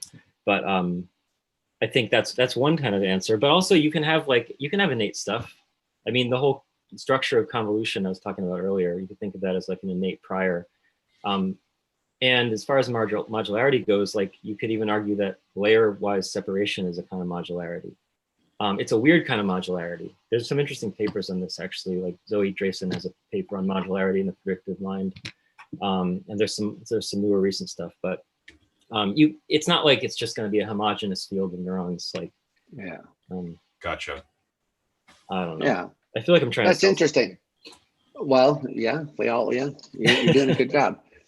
So can I want to ask about, I mean, we're running out of time here. I don't want to keep you forever. I know you have a real life to attend to, but I do want to ask you about some of the more specific things that you're working on lately. Like your account of inference, for example, where you defend the idea that what's going on here are literal inferences in the perceptual system. Right. And maybe this will connect to some of the stuff we were talking about earlier, because it sounded like in a way, the way Pete was talking about representation kind of defined it as intentional, something conceptual maybe. I know Pete has predilections for conceptualism, things of that nature, but there's nothing of like that going on in your account of inferences. There's not a relationship between intentional states, by which I mean conceptual. I don't know. What do you mean by conceptual? Well, that's a good question, but I guess I would mean has I can't say it without going in a circle, but kind of thing of figures and inference. Okay. So in that inference paper you're talking about, I start out with kind of a very minimal view of like what propositional content is, which is this is something that divides people, and I probably should need to come up with a better term, but I mean like in, I guess, Stalnaker's sense, like proposition being just a set of possible worlds or something, or possibilities, be less metaphysically heavy-handed about it. So like I think you can understand almost any representational content really in terms of that. So like, especially in a probabilistic system, like if each representation is associated with a probability, well, what has probabilities? Well, states of affairs, events, sentence-sized things. So I think there's a sense in which any content, if you want to know what the thing is representing, you can specify it in terms of an exhaustive enough propositional description. So like, if you have it that it sort of propositions all the way down, then there's no obstacle to saying that, at least that's not an obstacle to saying that inferences are literally taking place at lower levels of processing, for example. So I'm not sure I'm following. So take the level of the retina, right? So you have some bipolar cells in there, some connected to some retinal ganglion cells, some light hits the photoreceptors, and these guys start firing. So there, you're going to say there's propositional content at that level? I think relative to the whole system, it's not my sense, in this minimal sense of propositional, sure. I realize that sounds crazy to some people, because some people are bringing to the table that propositions are these structured things that have linguistic structure. Obviously, it's not what I'm talking about. Yeah. So you're saying just in the sense that they divide the realm of possible space. So. Well, yeah, I think they represent to the organism that something is the case. Okay. From the organism. In what sense do they represent it to the organism? Because why don't they represent it to the retinal ganglion cells one layer back, as opposed to the organism? Well, because I'm taking the content of these things to depend on their functional role within the overall system. So look, you might be able to say something. Actually, I mentioned that work earlier on individual neurons performing active inference. So there is going to be a description of the contents of the states of the individual neurons from their point of view, so to speak. But that's not going to be the same description that you give of the entire system. So, I mean, I'd take this just to be like, once you've defined the system, then the representational content of the system is given by the structure, functional architecture of the representations and the way they hook up with each other. So like, I would say that these, retinal ganglion cells represent what they do in virtue of what they sort of inform the system of. Okay. And so in what sense, can you just tell us more about what sense of inference I read the paper and I sort of know what you're going to say, but can you just tell us more about how this is an inference on your account? Well, so Yeah, so I'm not sure if that paper was the best strategically, because I kind of go for a philosophical account of inference that a lot of people wouldn't be into anyway, and then try to say predictive processing implements that, so it's inference. But it's kind of a Harman's sense of inference. So the idea is that you take a collection of beliefs or belief-like states as input, and it yields an entirely new collection of belief-like states as output. And it's you know a thing that sort of happens in parallel for all the things that you believe. But the core definition of inference, I just take an inference to be a transition between states that's in fact truth preserving. Like, as a matter of fact, it tends to be truth preserving, and that doesn't have to be like with the strength of of logical entailment. It can be like probabilistic notion. So like tends to preserve the truth. And what's the sense of preserve here? Like if you given true inputs, you'll get true outputs. Okay, so it could be just wired into the system that this happens. Yeah, I mean, it's not there's no commitment to a specific like way of implementing this at this level. I'm just saying like what I said in inference was in that paper. I said it's just a de facto truth preserving transition. I suppose it has to be truth preserving somewhat reliably, like over more than one case, at least. At least like a couple cases would be but good. They could be possible cases, right? They don't have to be actual. I don't know. Yeah. So, I mean, I guess what I'm trying to work my way towards to is something that connects back to the beginning of our discussion, because it sounds like from the things that we were talking about previously, about what representations are on your account, and how you want to reject. Well, yeah. So can you tell me why this isn't involving like a teleological notion of inference? Because it sounds to me like that's sort of what it is. Well, so I must be confused somewhere. I think, again, I'm saying that inferences are transitions that, as a matter of fact, preserve truth. I'm not saying that they need to be designed to do that, or that they have the function of doing that in a more robust sense than just that's something that they actually do. And I think that's... But they don't have to actually do it, because you said they could be possible. I guess I had in mind some hypothetical, I don't think this would occur in a real brain, but like some state, transition between states that only ever gets used once. And it, in fact, yields a true output given a true input. But suppose there was a system that just popped into existence and it performed, there was one state that led to another state. It was in fact truth preserving, and then it ceased to exist. Like, Yeah, I think that would count as an inference. That would count as an inference because of the possible other transitions that could have occurred. Well, yeah. So like, right. It's not that you need like more and more of them to make the case more compelling, but I think that kind of state, that kind of transition counts as an inference, just because it's sort of a non-accidental sort of truth preservation.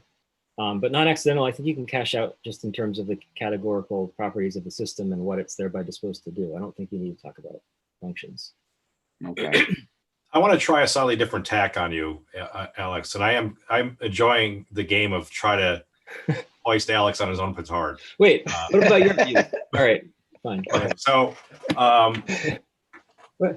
one thing that you might say, which I've mostly been hearing you say, is like, you don't really have to make any appeal to functions as a theorist trying to understand how this thing works. There's no normativity at all. You don't have to ask what it's for. Well, so that's one kind of view. Hard distinction. I suspect I'm eventually going to have to back off on that, but that's what I'm okay. Yeah. But so here's a different kind of choice. Instead of the choice between some normativity and zero normativity, here's a different sort of choice. And that is a choice between like really real normativity versus kind of Dennett as if design stance normativity. As I understand the Dennett point, there's certain systems for which we're going to get maximal like explanatory or predictive power if we adopt at least tentatively some kind of view about what it would be for. But Dennett is explicitly denies that there's any like real answer to the question, what is it for? He doesn't go off looking for some kind of specific evolutionary story that's going to deliver determinate norms. He thinks that that it's like semi real and kind of going to be viewpoint dependent, and there could be two different theorists that give completely two different sets of normative assignments and two different sets of like decompositions of a system, and end up making different predictions, but equally successful in terms of how many predictions that are accurate. So the different choice then is, instead of like zero normativity versus some normativity, a choice between two different kinds of normativity, or two different metaphysical views of normativity. One being what I see as like the Dretske or Millikan sort of project, where, you know, it's got to be rooted in Darwinism. Real intentionality comes from real normativity, comes from real evolutionary histories. And then this, on the other hand, this more Dennettian thing, which is like, I mean, we'll never know what those evolutionary histories are. We're fine not knowing, because all of this is from tone of voice. slightly made up anyway. So, Alex, if given that choice, would you go along with like the more Dennettian thing? Yeah, I would, if you can't tell. I'd be happy saying like, I could tell. you know, really, yeah, you do have to make some kind of like propositional content assignments. And that's going to be against the backdrop of some kind of tacit assumption of normativity. Like, what is this part of the brain for? What's it doing for the organism? How is it serving the organism's survival? But why is this obsession with survival when we're talking about representation? I don't understand. Like, well, what else is your brain for? Well, it's very good at helping me survive, and that probably is a necessary condition for all the stuff that's really fun, like imagining stuff and writing music and so on.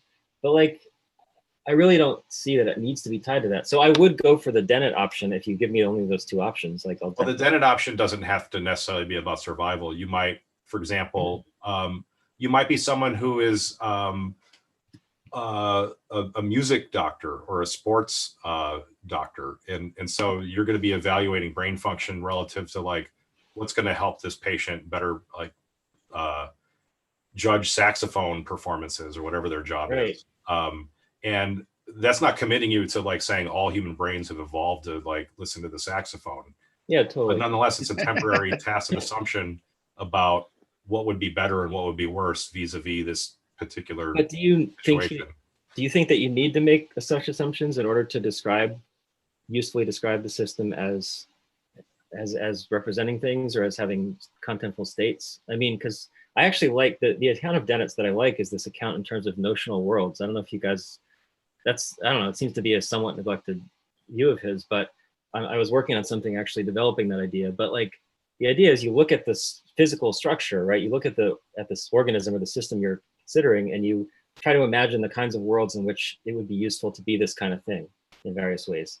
And so to me, that doesn't necessarily bring in anything about any particular kind of normativity. It's just like, what sort of world would be a good fit for this kind of thing? But I think it sounds normative to me, but it's kind of in a loosey-goosey sense. Right. So what I wanted to do was fix that idea by taking the normativity completely out, by bringing in Jeff Hinton's stuff and saying, well, just look at the kinds of worlds that this thing would generate sort of top down using the generative model. So take a human brain, look at the kinds of worlds that it believes in by exploring the, as you'd say, the latent space or the hidden layer representations, and seeing what sorts of sensory inputs get generated by the thing. And then if you do that and you explore the entire space and you see all of the different peripheral states that could be generated by this thing, then that constrains down to as much uniqueness as the organism knows about which world the thing lives in and thinks it lives in. So I take it that's a potentially totally descriptive account. The thing that philosophers won't like about that is that it's massively indeterminate, probably with respect to certain things. But I don't know. I don't know if skepticism is false. I don't know if the thing I'm looking at is a tree or a hologram or what. So So why, I don't know. I feel like there's got to be pushback. Like, why do people, I can't say why do people, why, if you guys think that normativity, so far the argument, the argument that I remember currently for normativity as a constitutive aspect of representation is that you need to be able to say why, like, a malfunctioning belief is still a belief. But is there a deeper reason that we need normativity? Well, that's one reason. There's another reason which you could say you need to be able to well, it would be nice to be able to say what the content of representations are. And so, like, you have Kleinian kinds of worries. Is this state representing a dog, a temporal slice of a dog? Is it representing a dogif, which is, you know, part dog and part oh yeah, logical function if? And then you can say, well, if this state has the purpose of representing dogs, then that answers that question. Whereas if you don't have something about normativity in there, what the state is for is representing dogs, not dog slices, temporal slices, right, or you know, weird combinations of dogs and logical functions. Yeah. And if that, it seems like every theory of content eventually runs into this problem. And teleological theories at least they can wave their hands around and try to give some kind of answer, which your kinds of theories doesn't seem like it can't. Can I sneak something in? Please. So just to build on what Richard was saying, one sort of thing in this ballpark that you might be worried about is intentionality with an S. Yeah. And I'm happy with indeterminacy. Like, I'm not on a quest for determinate content. And so I wouldn't be motivated to bring in normativity based on that. But I do think you might nonetheless, you know, if you're trying to model certain aspects of folk psychology, one aspect of folk psychology is that propositional attitude descriptions are intentional with an S. And I'm wondering if you, in your so-called purely descriptive project, we're all friends, ladies and gentlemen. Whether you can get the intentionality with an S. I don't think I can get anything else. You don't get extensionality? I think it's harder to make the argument. This harkens back to like some talk I gave in Savannah or something many years ago, but I don't, the way I think of it is this whole system, right, and the hypothetical worlds it can sort of generate, right, as evidenced by the fake sensory inputs the system can generate, that gives you the sort of the worlds that the organism believes in. It's an extra piece of theory that you need to link that to any actual state of affairs. So like, I think it's harder to get, this is kind of like the unicorn problem that some of us have talked about at length before. I think it's harder to, you need additional machinery to provide a convincing link to the actual world in this kind of account that I'm giving, but maybe I haven't explained it well enough if that wasn't obvious already. So, right, but I guess I'm assuming that the content is somehow determined by the structure of representations and the way they interact. And then you can ask the question, does that structure match any actual structure in the environment that the animal is engaging with? Why are you guys so happy with indeterminate content? I don't like. I'm not happy with it. There's like hard facts of life, and one of them is that I don't know if skepticism is false. I don't know. I think skepticism in this context is a red herring, since if you're looking at the tree, it's a tree whether it's a hologram or not. That's interesting. So yeah, okay. It's a tree, even if it's a hologram, the trees are holograms kind of thing. Yeah, exactly. All right, well, so that's fair enough. Anyway, so I mean, I don't think you need to answer metaphysical questions like that to talk about. But then isn't that a kind of what the determinate content is of a particular state? You need to find out. I mean, that's what the good of teleological theories is. You say what the function of that state is, what its purpose is, what is it there for? But on your account, you can't give an answer really to that question. It sounds like what is it there for? Yeah. I don't think that problem comes up so much. Like, so at least maybe I misunderstood, but I thought you were talking about cases like sort of disjunction problem type cases, which definitely come up for causal type theories. But I think a functional role account doesn't face that problem in the first place, because like why does the state represent a dog? Well, it's because it's connected to all the doggy things. If there's anything, sorry, it's this representation is connected to all the representations in the right way that that represent things that have relations to dogs in a way that mirrors the relations among the states. So like, or to time slices of dogs. well, no, because okay, okay. Actually, as you know, I also think Quine was right about a lot of that stuff. So Damn it. I'm not worried about this. Are you guys worried about those cases? Like, if there's I'm a worried about them. Quinean case that you can't, if there really are indistinguishable alternatives, then yes, I think those are beyond our representational reach. Like we can't decide between genuinely functionally indistinguishable or, you know, alternative contents to which we bear the exact same functional relations.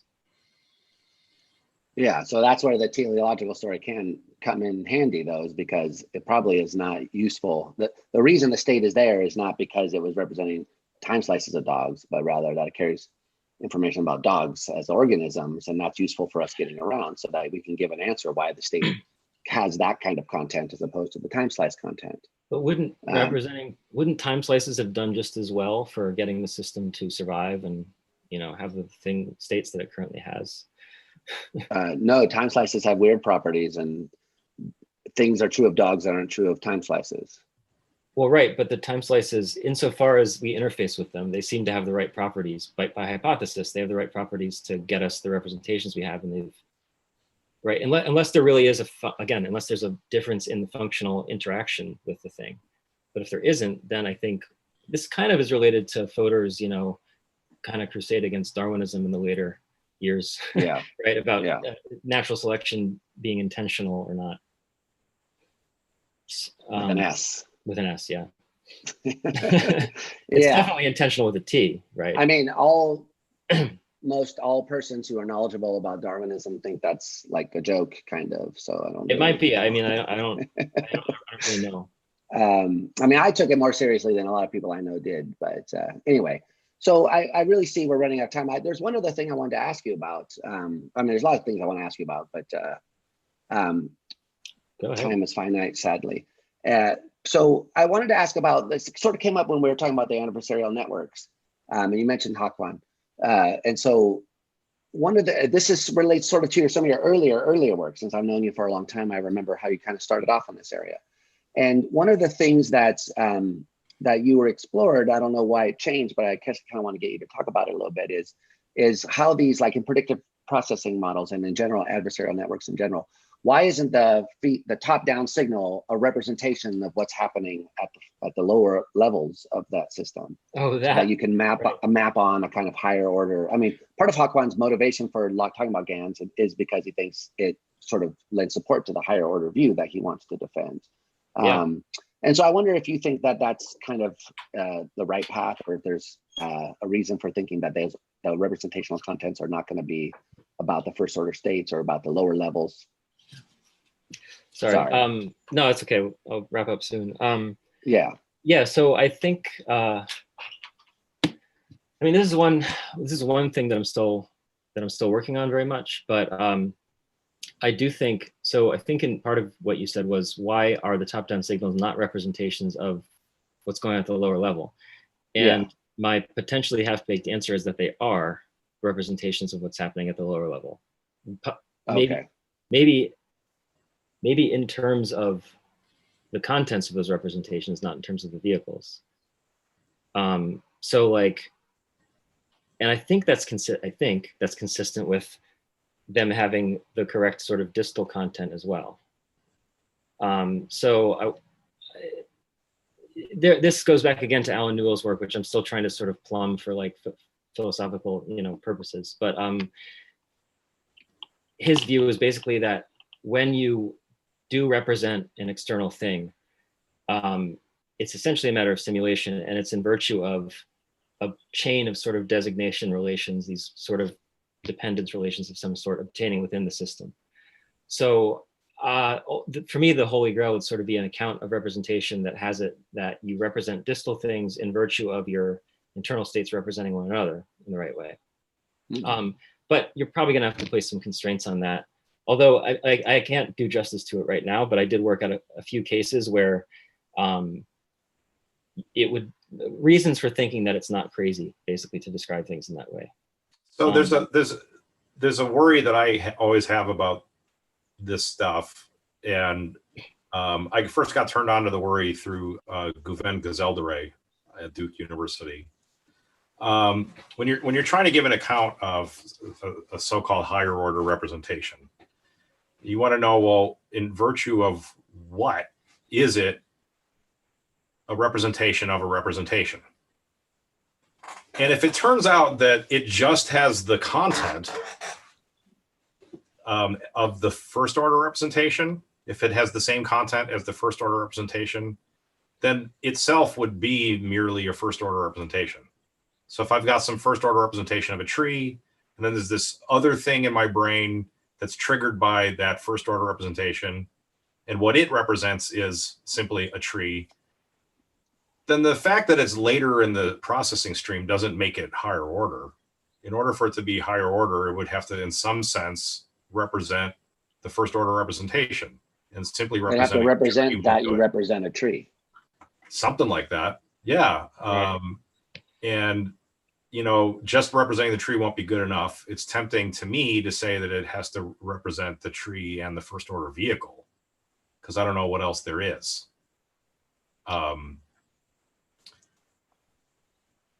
Alex, Yeah. solve this problem. I mean, I'm gonna need some time on that, honestly. But,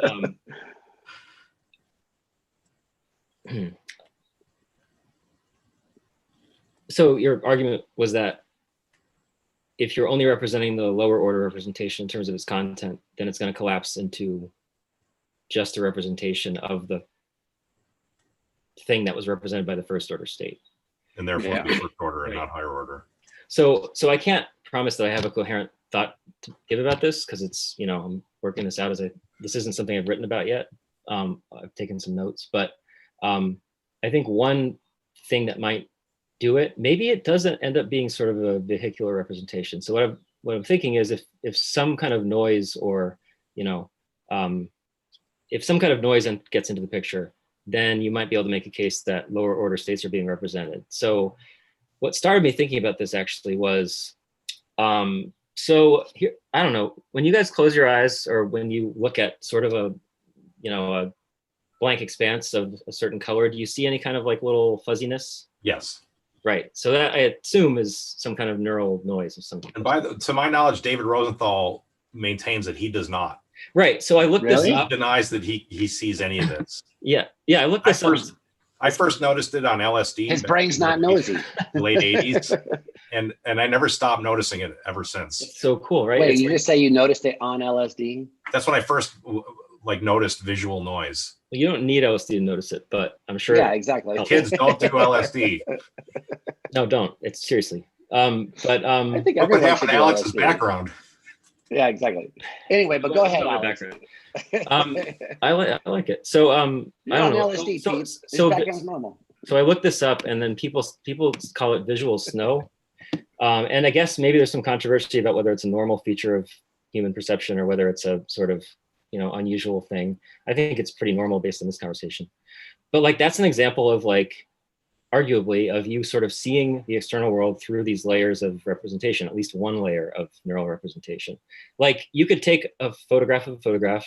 It could be indistinguishable from just the first order photograph, but there could be a scratch on the photograph that you photographed, and then you might get something that's more like visual snow.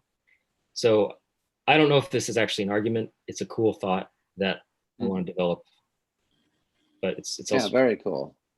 But in the general, I mean, in the general predictive processing framework, there is no representation of the vehicles, right? I mean, so like the way I think of it, so you have you see red, then a higher representation says, I am seeing red. So you represent the seeing of red. But is there anything like that on the predictive coding account, or is it just literally a kind of regeneration of the signal?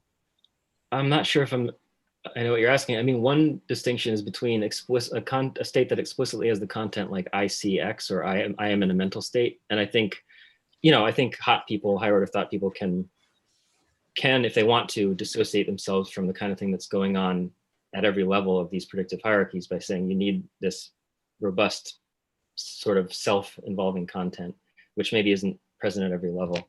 But I'm not sure if I'm. Well, all I was asking is in the top-down predictive signal, is there a prediction of the? So this is just to piggyback off Pete's worry. Is there just a prediction of what the content is, or is there a prediction that there's a state with that content?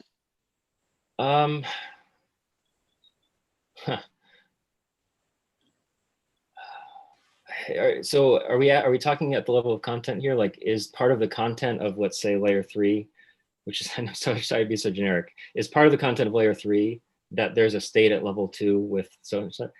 Yeah, I mean, that's the question. I kind of want to say no, just because I don't think it depends on the level we're talking about. Maybe at the levels at which higher order thoughts proper occur, maybe that's the case, and I need to explain why. And well, I don't really. I'm not just thinking about higher order thoughts. I was just thinking about in this framework, is there representation of just the content of the lower levels, or is it representation that there's a state with that content at the lower level? Right. I think that it's the former. I think that each layer sends a prediction that really causally determines the state, in part, the state of the layer below, and that layer below is itself a representation. So, right, the effect of the higher order state is just to induce a representation at the lower level. That also is, but it's not representing that prediction state. Error. So that's just kind of the P point. It's not representing that state.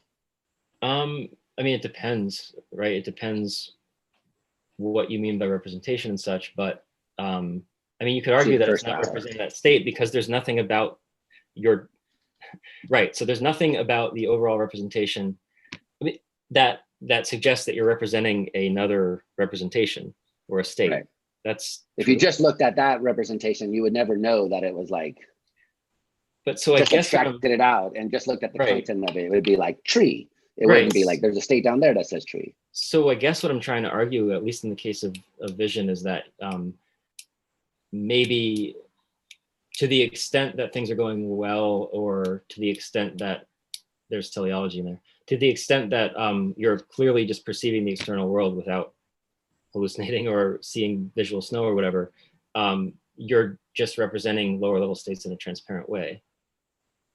But I don't see why I can't say that you're still representing the lower level states in terms of their content. It's just that that doesn't really, again, unless there's noise, unless you notice some property of the representation that shows that it's a thing in its own right, rather than just a conduit for sort of revealing. Well, I guess the way I was interpreting the kind of challenge here was that, so we want to, one thing you might mean by representation, you want to be able to say what the representation is of.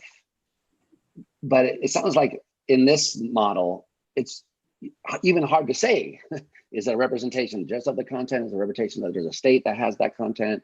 So you could go either way. So there's nothing in the theory which really says, this is the representational content of these states. So yeah, it sounds like a more loosey-goosey sense of representation. Well, let me ask you, I mean, do you think this is connected to a point about holism in general, like semantic holism? So there's a sense in which, in any kind of holistic theory, which I take it that the sort of structural representation is one of, that there's a sense in which the meaning of any term or any representation is like an encyclopedia. You know, it's the connection to every other representation.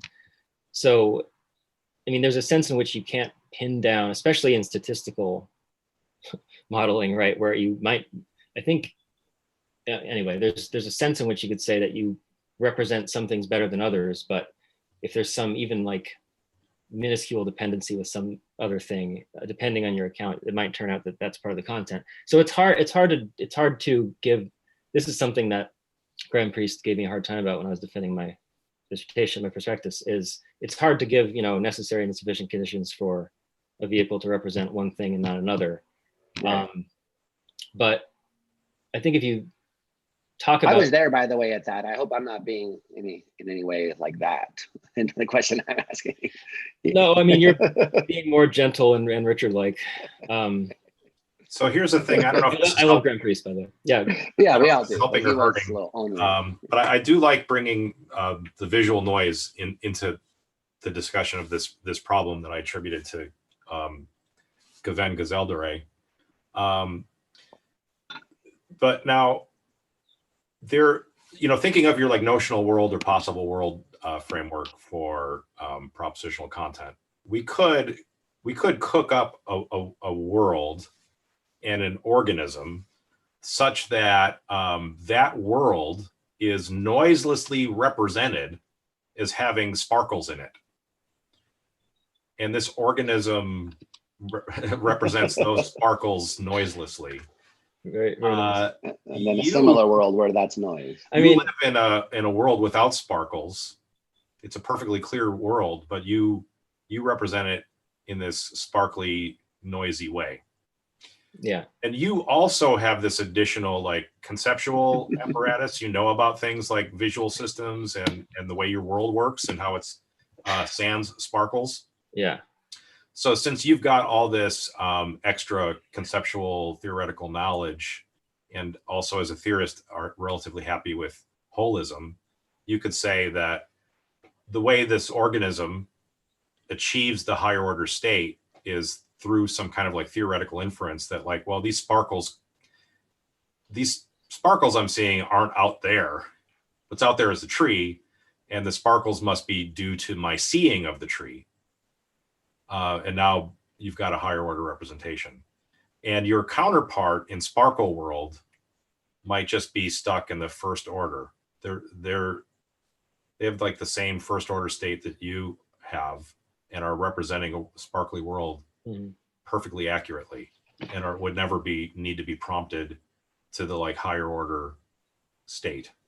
But so I think this is a good solution. And I just want to point out that like, probably you're going to need the holism to pull it off. Like strictly information, like causal informational views of representation, I don't see how they get out of the Gazeldere problem. Yeah, well, no, a detector of a state of a tree detector itself turns out to be a great tree detector, and so it's really hard to see then Right, you get a first order, second order distinction. But Right. if you bring in all this holistic stuff, then it seems a bit easier. Right. So I basically think that's cool. Wait, hold on. Oh shit! Bastard. If you like higher order as a theory of consciousness, you might wind up allowing only relatively sophisticated conceptualizers have conscious states, because they might have to like have a theory, like a full-blown theory of mind or something like that. Maybe a rat can't be conscious. Okay. maybe. Yeah, I mean, I don't know. Richard, what do you think? No consciousness. Consciousness, hey man, I don't know. No. Yeah, no, I agree with all that pretty much. I was gonna, one boring quibble, I'll make it really fast. Like, I bet the sparkles wouldn't there'd be a lack of dependence with with properties of the world, the constituents of the world that you're representing, that would make it maybe possible to distinguish at earlier levels whether you're representing a feature of the world or, right? Like if the sparkles didn't interact with anything in the world, which seems to happen in the case of visual snow. I think you can make a sparkle world. What do you mean? Well, I mean, you can have an external environment that appears in the same way that your visual field appears to you. Oh, I got you. Because your visual field isn't that impressive. You would need, like, you could do it with an iPhone retinal display. That's why they call it a retinal display. Right.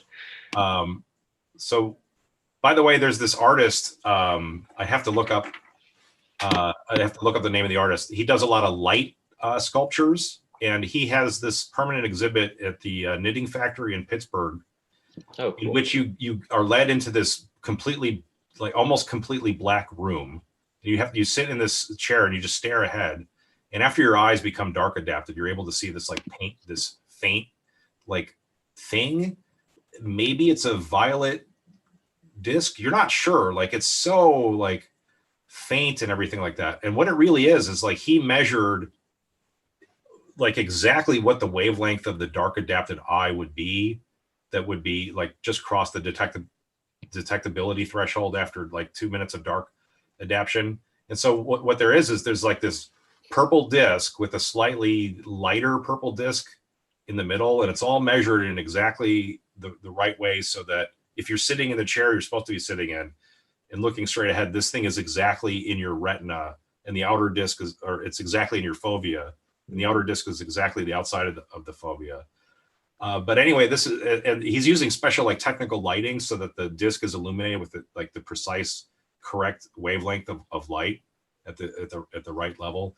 But this whole thing is cooked up in such a way that the out in the world stimulus exactly matches like your inner visual response to a dark adapted room in ways that just mess with your head, trying to figure out like, am I looking at something that's out there, or is this just some weird shit happening inside of my eyes?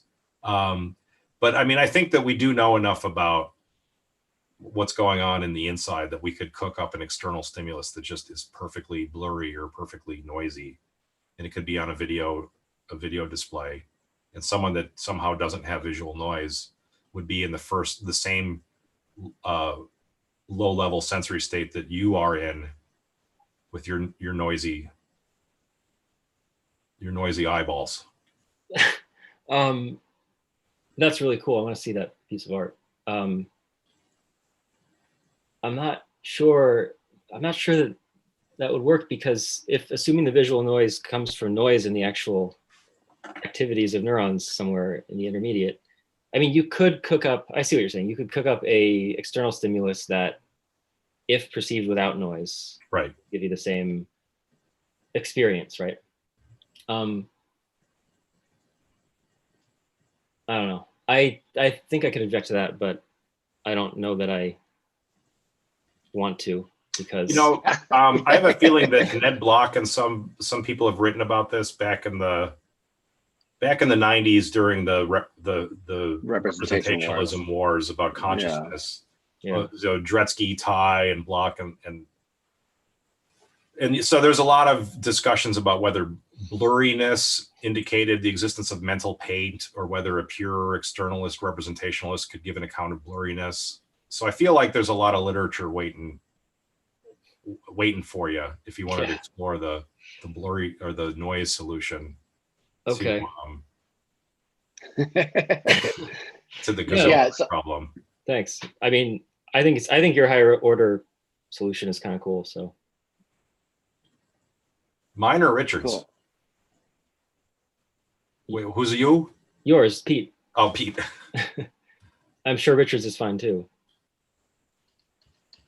It's a team effort. Yeah. Social holism. Yeah, no, that's good, because I mean, we're really going over time. I know someone's trying to drag you back into the real world, Alex. So I want to be sure to let you go. But I do want to ask if there's anything which you're hoping would come up which hasn't come up in the course of this discussion.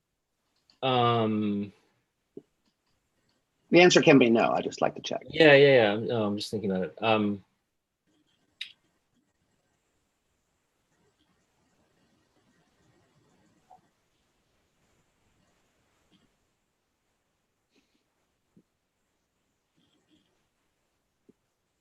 We didn't talk about death nearly enough, but we can do that. We can do that next time. Okay. So you're saying there's going to be a next time. I love it. You say death? Yeah. All right. Let's talk about death next time. That could use some talking about. Okay, cool. Yeah, let's get back together and do that again. I mean, normally in the old days, we would now go into the other room and have a jam session. Right. But so we're not going to be able to do that. But in honesty, most of our jam sessions were just arguing about this stuff anyway. No. Yeah, no. We can't really do it in person right now. We should jam over one of these internet-based jam applications. Yeah, I'd love to do that. Set that up. Absolutely. I want to give a big shout out to a YouTube channel called 2 Minutes to Late Night. Do you guys know about this with Arsenio Hall? No.